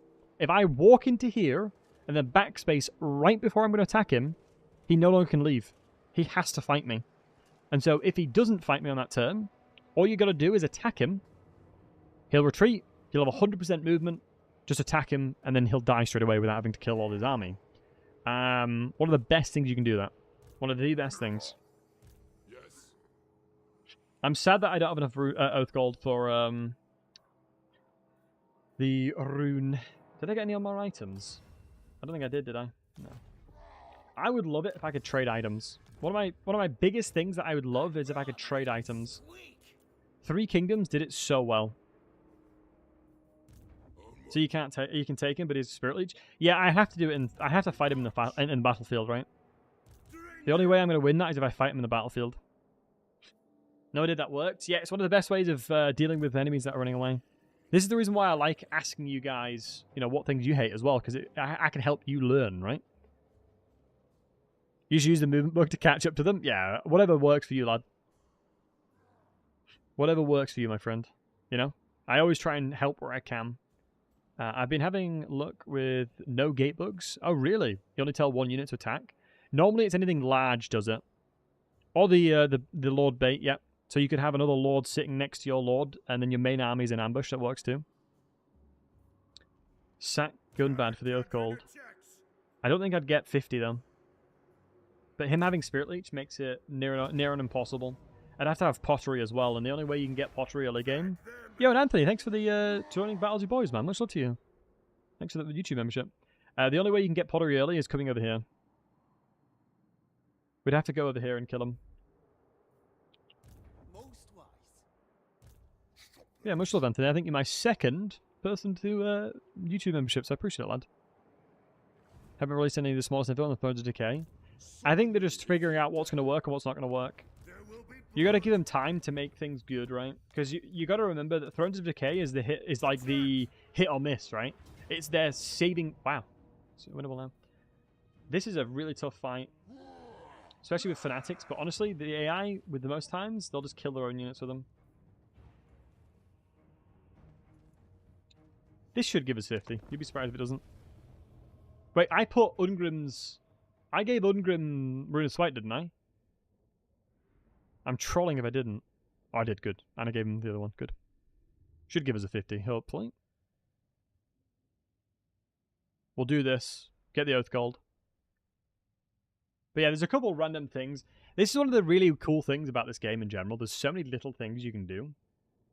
So many little things you can do. To fundamentally, have a massive advantage. And this might sound interesting to you guys, but on Legendary difficulty specifically, it is easier than easy difficulty. By a long way for me. Like, if you put me in 2 different campaigns and said to me, Battlesey, finish them as fast as you physically can do, I will take slower to finish them in easy than I would in Legendary. No doubt in my mind, it would take me a lot longer. And you may be thinking to yourself, how? How does that make any sense? Well, the AI is just really aggressive in Legendary, right? So by giving me more battles, I get more money. And then by having more battles, I have more XP, so my guys are stronger. So everything just sort of snowballs because of it. I think we're going to have to concentrate a lot of my forces here. You see, we're going to struggle in a lot of ways to siege this. Because a lot of their stuff is hidden as well, and they've got a lot of archers. Like, Slayers suck into sieges like this. Against a lot of archers. It's just these maps are really unfavorable for the dwarves. Like, if I had like a traditional half-dwarf warrior, half-quarreler, this would be so free, right? Just sit here shooting them with quarrelers. But needs must, my friends, needs must. We will move over, actually. No reason not to. AI is less aggressive, then you can attack recklessly. Kind of disagree, because you need to have more resources to then do so that, right, Claybones? If you don't have more resources, like, let's say you can attack more recklessly. You can be a little bit more, I guess, aggressive. But I can do a lot more with one army because I'm being attacked more, right? And stop rolling good to you, buddy. Because you got to remember as well, I get, with levels, you get Regiments Renown, which gives you emergency units, which means you can play aggressively if you know how to abuse it, right? So in both concepts, you can do the same thing, right? In both sides, you can do the same thing depending on the player, right? Like, I can guarantee a lot of people in the chat that don't play Legendary would do really well on Legendary if they just played hella aggressive. Just, like, learn from your mistakes. It's like, I mean, if you do product management stuff, you know Scrum and Agile. Agile is a framework, and it basically enables you to fail fast, to learn from it, right? It's the same thing playing Legendary and learning quickly. Like, Unholy Cookie is a good example. When he first started watching the stream, he didn't play Legendary. I was like, just try it, lad, you know? And it was techless. I remember the exact campaign because he sent me screenshots of it. I was really proud of him. I remember it. He sent me screenshots of him playing techless, and he kept losing over and over again. But eventually, he started to understand exactly what he needed to do to get the most value out of his units. And then once he learnt that, it was like super over the other game, right? And only in situations where you're forced to learn what your units do to their maximum potential can you start to like really push past what your army can do. And Legendary Karl Franz, I would not recommend that. Of all campaigns to try Legendary for the first time, Karl Franz is one of the worst. There's too many enemies. There's just too many enemies. Also, Katarин would struggle on Legendary too. You just have to know how to be really, really goddamn aggressive. Exactly, I'm not surprised. But you hate auto-resolve mechanic? Auto-save mechanic? That's fair. Honestly, that's fair. Very hard's a good compromise. Very hard's good. And don't bet your hair on Legendary Karl Franz either. Yeah, definitely don't. Would not recommend it. Would not recommend it. I enjoyed that Karl Franz campaign. It was good fun. I learned a lot from it. I mean, Legend did a map domination, no loss. And this sounds like copium, but he had an easy campaign, that's all I'll say. Obviously, he's goated and he's a very good player, but the other game difference was pretty significant. But yeah, he's an exceptionally good player, though. I'm not taking anything away from him. He played to his advantages when he needed to. Have a decent head shape? Yeah. Yeah, I mean, people have said I've got a good head. Wait, did I just say I've got good head? Yeah, I don't think, I should probably think a little bit more before I speak. I've got a good shaped head. Is what I meant to say. Got a good shaped head. And they didn't say they give good head. I mean, $20 is $20, right, guys?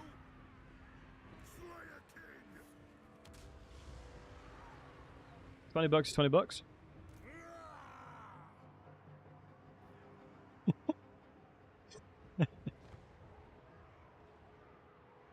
Very hard to break.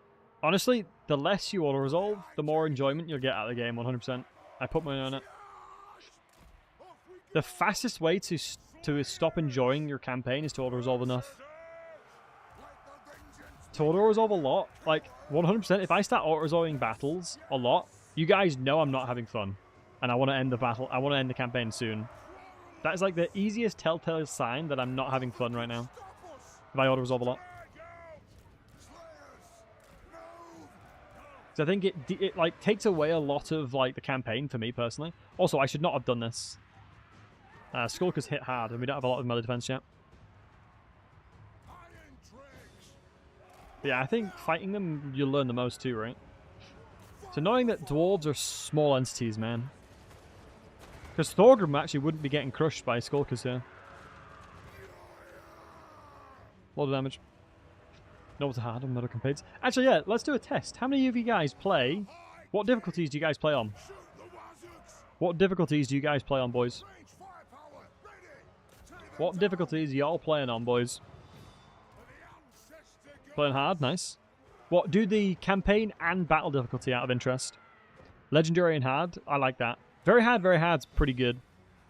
Legendary, very hard, love that. Legendary, very hard. Very hard, interesting. Very hard and hard, nice. Norm, hard, legendary, very hard. I'm actually quite surprised how many people play legendary here. Not as an insult, more so as from an achievement percentile perspective, you know? Like from a specifically percentage breakdown of achievements. Oh my god, my units are getting crushed. Easier Warhammer 3? I definitely do agree with that. I definitely agree the game's a lot easier than 2. It's not what 2 was? Yeah, I would agree with that. I definitely would agree. You can't pause battles. Yeah, surely there's mods that take away battle realism. I honestly don't think battle realism is that fun. From a mechanic perspective, I don't think battle realism does too much. Maybe that's just me, but... What's battle realism? The thing that stops you from pausing in slow-mo. That's what battle realism does. Can't you disable it? Not on Legendary now. On Legendary, I believe it locks you into it. Unless I'm mistaken. Unless I'm mistaken, but I believe it locks you into it.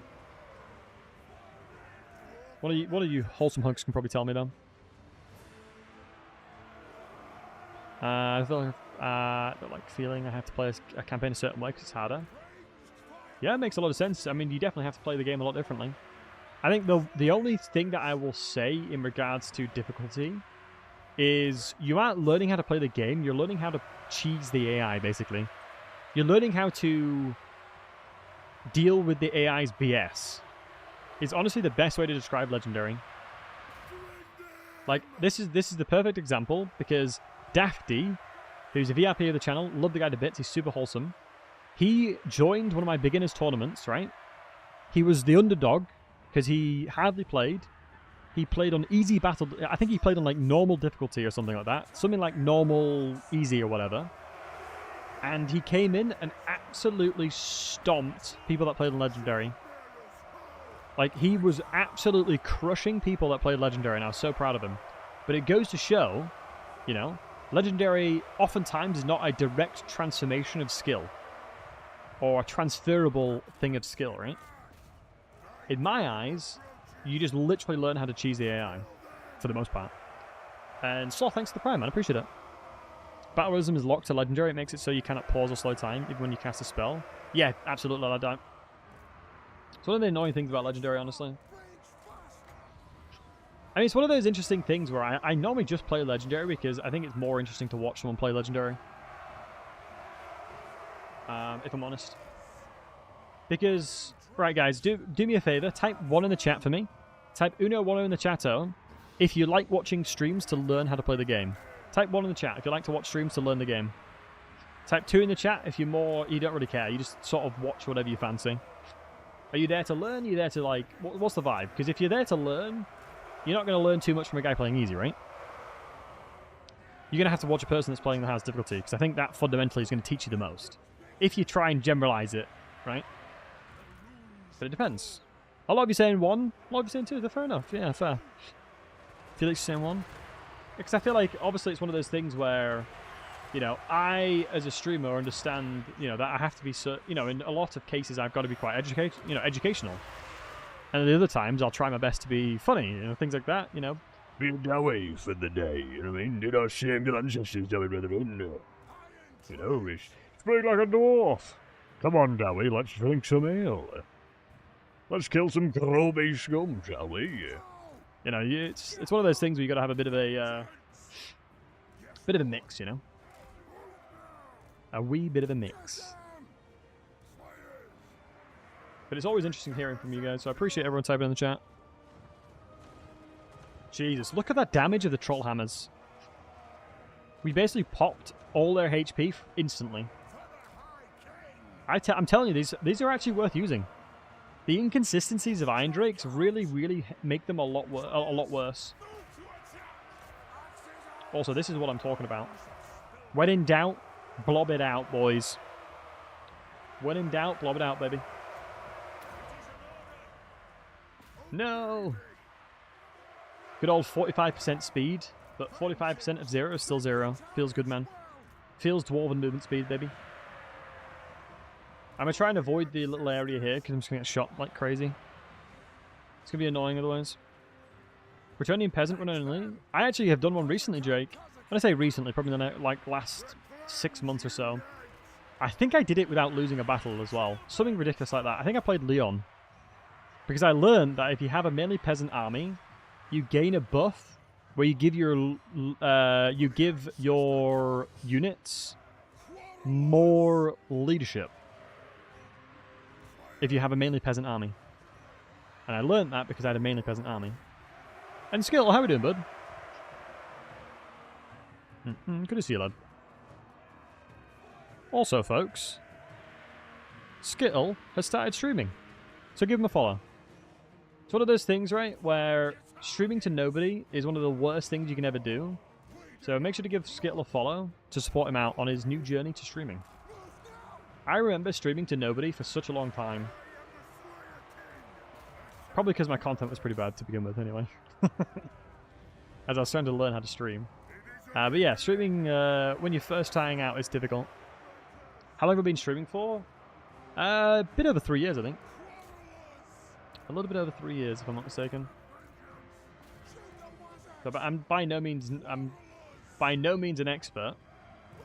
Absolutely by no means an expert. I've certainly learnt a thing or two. 33 months at least, indeed. Yeah, I've been streaming a wee while. I think it's one of those things where, you know, when you as a content creator have experienced it, you kind of want to make sure no one else experiences it, you know? Is the general rule. It's always good to uplift the homies when you can.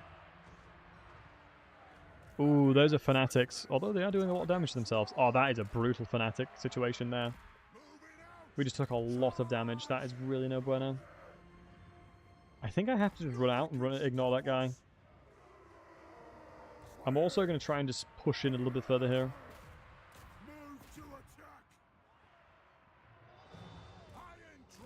Hopefully we can keep moving out here.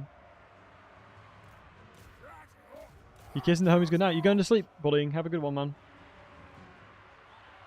Is he having the diaper still on? I remember a lot of people, to begin with, was teaching me the game. I think that was the interesting thing for me, right? I had to learn how to play the game when I first started streaming. Although I had played Total War a lot in my time, I was no way near up to scratch for teaching people. Right? I was nowhere near good enough to teach people. Learn a lot from Legend? Yeah, absolutely. Folks like Legend will teach you a lot. I mean, he's like basically a Wikipedia page, right? And then it's one of those things where I learned from folks like Arcad, Tober87, Agent I learned a lot from, Sangu, Fred, you know, Lion. People that like were in my circle, you learn from, right? See, I never actually went to YouTube. I only just watched streamers on Twitch. I always went to streamers on Twitch to begin with to learn. But I knew about Lion's videos and Legends videos and things like that from a long time ago. Because it's one of those interesting things where, you know, Zerkovic's videos and people like Zerkovic have fantastic videos that are educational. But if you don't know what you need to know, if you don't know what you need to learn because you're very new to the game, it's very difficult, right? It's very difficult to know what to do when you don't know where the baseline is, right? When you have no baseline.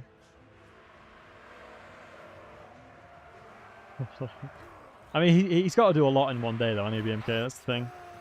Bless him. Also, I'm kind of getting worried for this battle. I think my hope here is that we'll just fight up this way, and then just go capture this, and ignore everything over here, and then go hold this point over here. I'm trying to take a strategical advantage. My only worry is that if I overcast this and we miscast, we'll be in a lot of trouble here. Reverse psychology, baby. Reverse psychology, baby. Just don't miscast. It's as easy as that. It is as easy as that. Okay, good. Let's just take advantage of the situation and push up, avoiding the skulkers. Do you know, we'll seppuku these guys. Wow, they're running away, no man. Do I just run up? Can I go this way? No, I kind of have to face the music up here. Yeah, I'm just a little. It's going to be interesting to see how this army performs, honestly. We'll have to wait and see how this army continues to perform. as I honestly don't know, as I very rarely on high difficulties use full melee. Like, full melee stuff can work, but Slayers are so squishy, which is the problem, right? You know, you kind of look at a Slayer wrong and they'll die. You know what I mean? It's like you breathe on them. Or as Warhammer 1 used to go, you send them into a goblin and they'll die. I mean, blobbing like this is definitely advantageous because of the fact that we have Mortis Engine. Well, Runa's Spite on Ungrim, but obviously I have to attack things to do so.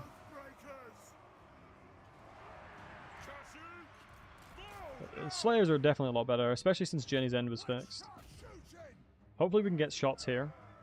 We can kill these trolls. I mean, the volleys you'll see will do insane damage. It's a very, very heavy hitter. Let's guard mode just in case. Let's get Rune of Speed up here. Rune of Speed's honestly going to be huge. Massive melee attack amplification alongside giving them basically 0 speed kappa. Honestly, 62 speed is not bad. But I think the problem with Slayers is that they, as a dwarf model, is capped to a certain speed, right? Certain units are animation capped, which is the problem that dwarves have, because they're so small. It was the same thing, if you guys remember, when Greases had 400 speed, wasn't it? It was 400 speed, right? He was capped due to his animations. Like, he only had so much speed. It was probably around 200-300, right? But he was capped because of his animation. Yeah. Which is big sad. The new kids is such a good addition to the roster. Agreed. I don't think they're as overpowered as people say they are, but they just add more layers to your availability of your army compositions, right? And what I mean by that is, you know, when you're fighting against Drycher, for example, it was pure suffering. It used to be pure suffering. One of the worst experiences ever, because Corsairs would get rolled over. Now, obviously, we've got access into a Spearman, anti-large, so it's perfect for killing the Treekins, right? Whereas beforehand, you'd have really no option. You know, you wouldn't really have availability of doing much. But also... Come on, you Azix. Come here, you grubby scum. Let me get to you, you grubby bugger. Your blood will be scattered upon my axe. And fun fact, the reason why dwarves use axes is because elves live in trees. Elves live in trees, boys. That's why we've got axes. Ooh, that is no bueno. Thank God this unit bugged because of the terrain. Elevated terrain, things like fanatics will bug. Thank God. We're lucky there. We're actually kind of lucky that. Actually kind of lucky. Let me make sure we don't do friendly fire. We did a lot of friendly... Wow, we did a lot of friendly fire, even though it shouldn't have done, but hey-ho. Because you can tell because of all the fire. I am the Slayer King! Move now! They have longer! The Ungrim cannot die here. I'm just going to take this point and then go capture the main point. It basically forces the AI to react to me, right? What the hell just hit me? Something hit us hard. I don't know what it did, but I saw a lot of dead things. I see dead people. Instead of them having the advantageous situation, I want to try and force them into my domain here. Tower? Is it? It's not. It's only tier 1. Yeah, tier 1 tower. You wouldn't expect too much damage from it. Boys, can we hit the gatehouse, please, lads?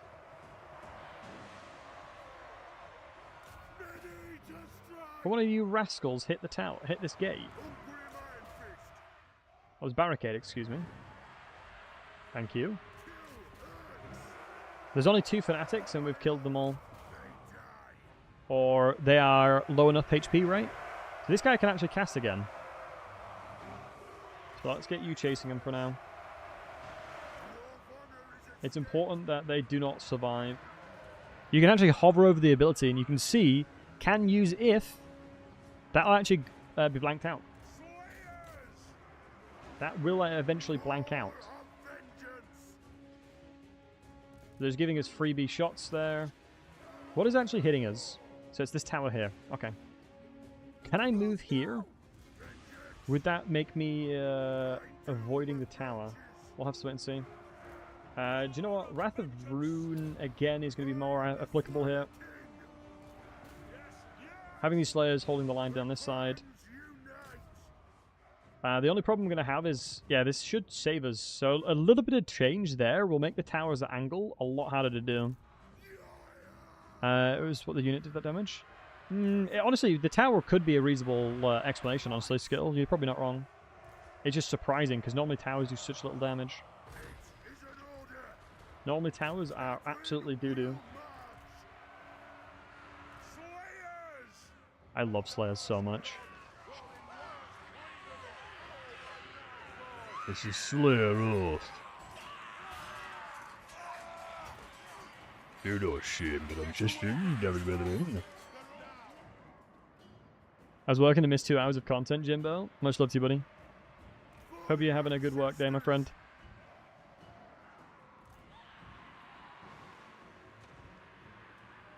Wow, another layer of smoke bomb. Yeah, once again, the thing bugged again. So they've used their ability. So we don't need to be too worried here.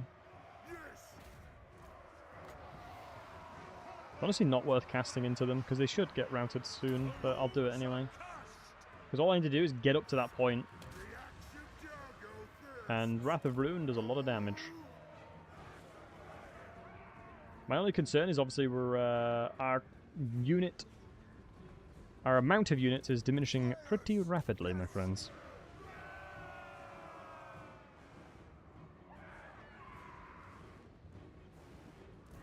But hopefully, a few Slayers here should sort the situation out.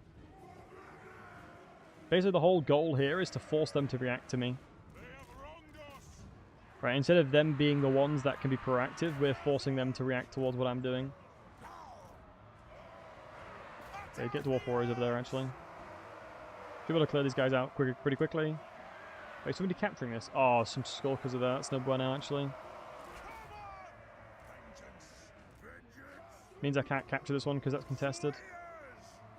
Well, I mean, they are doing what I intended, what I want them to do. Let me give them a wider stance so they can charge in together better. Use their charge bonus better. Get the runesmith over here. And buff these fellas here. Just going to avoid some of them. I should have attacked it, attached it to somebody. So the trolls are not a problem at all. We've got an army of bloody Slayers raring to murder them. I'm thinking we're fine here, honestly. Judging from the fact that the Dwarf Warriors are involved here, they'll do a lot of damage. So, we are capturing this one now, which is good, because we have majority control over here. It is a death trap for any of these trolls to be within range of us. You can see that these archers are still holding out there. I think they have very few units left available to them now. Ungrim specifically has to be here just in case, because obviously he's anti-large. So any troll he'll probably one-tap. They know me for my one-taps. Start killing the trolls. I'm going to keep a close eye onto Ungrim's health. So this unit routing will have probably forced these guys to rout, because if you can see Exhaustion and Friends routing -3. Big. Archers are shooting us from here. Are these night goblins? Yeah, they are, because they're invisible. Nice. All over this side. A lot of our Slayers have obviously taken a significant amount of attrition, which is okay. Maybe assume once this victory location gets captured, because it's one of those weird things where I don't know what they still have available to them. Yeah, you can see over here that the tower can no longer hit them, so that little one change there helped a lot. That one little adaptation of moving my unit helped dramatically there. I just have to be a little bit more wary about what's going to go on here. Because once this is captured, ideally we need to bring him over to get Wrath of Rune going down. Because Wrath of Rune is so unbelievably good against goblins because of how low health they have. Because I can't really justify casting until I'm really close. Because Wrath of Rune against a single entity is like nothing. It does nothing. It's like not a problem at all. But you'll see once I start getting into combat with them, they'll wrap around me. which is what we want. Pause. I'll have to wait until they do. No point casting something without getting a max amount of value from it. I mean, I know how to cast a spell enough to probably be like, that'll be fine.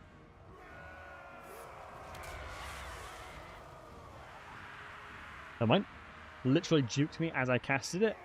I mean, I swear to God, this game is rigged in that regard, because when you stream the game 100%, if you call something out loud, the game listens to what you're going to say, and the AI changes. It's an adaptive AI.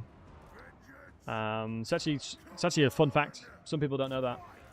Some people don't know about that mechanic in the game. Turn OBS on. If you visibly, if you audibly say that you're going to make a play, instantly cancelled. Can't do it. The game will find a way to stop you from doing that. Even if you play mechanically perfect, do you know what I mean? CA did make Island Isolation, which game did that? That's what I'm saying. I mean, get your tinfoil hats on, boys. Do you know what I mean? Get your tinfoil hats on, lads. That's all I gotta say. It's not because I made a mistake. Let's not get too crazy with it. You know what I mean? Like, let's not throw some wild accusations out there. And yeah, we've almost won. Should be fine now, because they'll, like I said, since we've put ourselves in a winning position, instead of fighting through here, I'd have lost 100%. Put any money in it. If you had some kind of simulation where you could, where you could continuously keep running this battle over and over again, and you went into this direction, you'd have lost this siege 100%. Without a shadow of doubt, you'd have lost. And Silver, thank you so much for the raid. I hope you're doing wonderful. Good to see you guys. Hope you're having a fantastic stream. Silver, you're playing War Thunder as always. Let me give you a shout out. Most love to you, Silver. Appreciate you. Were you teaching your fine community how to play War Thunder? Were you teaching the folks how what's good? What's the most overpowered thing right now, Silver? Out of all of War Thunder, what is the one thing that's really OP? In fairness, I feel like War Thunder is a pretty balanced game, not gonna lie. As far as I can tell, I feel like the game is pretty balanced for the most part.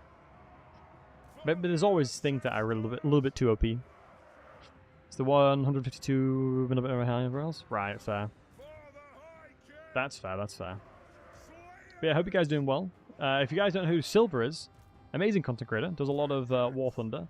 Probably one of the more knowledgeable folks that stream that category, so absolutely, if you're needing to learn it, by all means, check her a follow. And for me, we do all things Warhammer, really. Love Warhammer Fantasy. Today we're doing a more cinematic variant, but every time I tried to zoom in, I kept crashing. So what I was basically doing was... You don't shame your ancestors, Dawi brethren. For the dummies, come on. Basically speaking like a dwarf. But it kept crashing the game. For some reason. I was trying to leverage the old windpipes for it.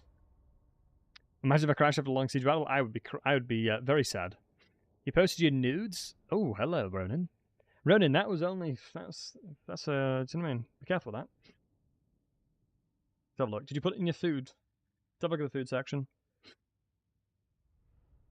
Nice. Do you know what? Honestly, we'll share the wonderful folks, because you often put some dope stuff in the food channel. Oh, the bulldog. I think there's a really spicy one of these, isn't there? I'm pretty sure there's a really spicy variant of these. That looks like a good bowl. Yeah, your sushi stuff always goes so hard. There's a Yo Sushi place that I really like that's nearby to me, and they stopped doing the beef sashimi, which I'm big sad about. I'm very big sad about. Like, I'm not a massive sushi guy, but I definitely love sushi. Food, absolutely. So we actually can get enough Oath Gold here. Honestly, it's probably a mistake. Sacking it now means that we reduce the tier to tier 1 instead of tier 2. Should be fine. Should be right. It'll take them 2 turns to get to me anyway. I'm not too worried about that. Let's get some health. The slayer in me seeks death. The slayer in me seeks death. Of course you do, bud. Of course you do. So that means we need to go to Forge. So this is the really overpowered item. The banner. The Rune of Stoicism. As long as my guy has this. And... hopefully the Wood Elf faction can be... oh, Wood Elves are really good, Wood Elves are very, very powerful. Right, let's get that over. And the Rune of Stoicism. We can now make this guy unbreakable. Only issue we're going to have is obviously Spirit Leech. It's going to be a real pain in the nuts. It might be worth global recruiting, but probably not, honestly. We'll see. We shall see. The Bullock has 2 Spicy Volcano. Oh, really? Damn. That's painful. Ronan, you've had the 1-chip challenge, haven't you? So here we go. This is what we did it for. So this is the entire reason why we've done what we've done. I'm going to be a little bit... like, when we fight this, I'll be very cheesy, and I'm going to show you guys some really cool stuff. But... I... unfortunately have to skedaddle. Your boy, unfortunately, has to skedaddle from these parts. But no, Silver, once again, I do appreciate the raid. It's very, very kind of you. But I've started a new job within the last 3 weeks. And I am basically needing to sort out my schedule. We just got here. I know, I'm so sorry, Silver. But I really do appreciate the raid. It's very kind of you. How's the new job going? Job is going so far so good. I really appreciate you asking. Job so far has been pretty damn awesome, won't lie. So far has been pretty damn awesome. I mean, it's one of those things where it's just so much learning, right? So much learning is involved. Right.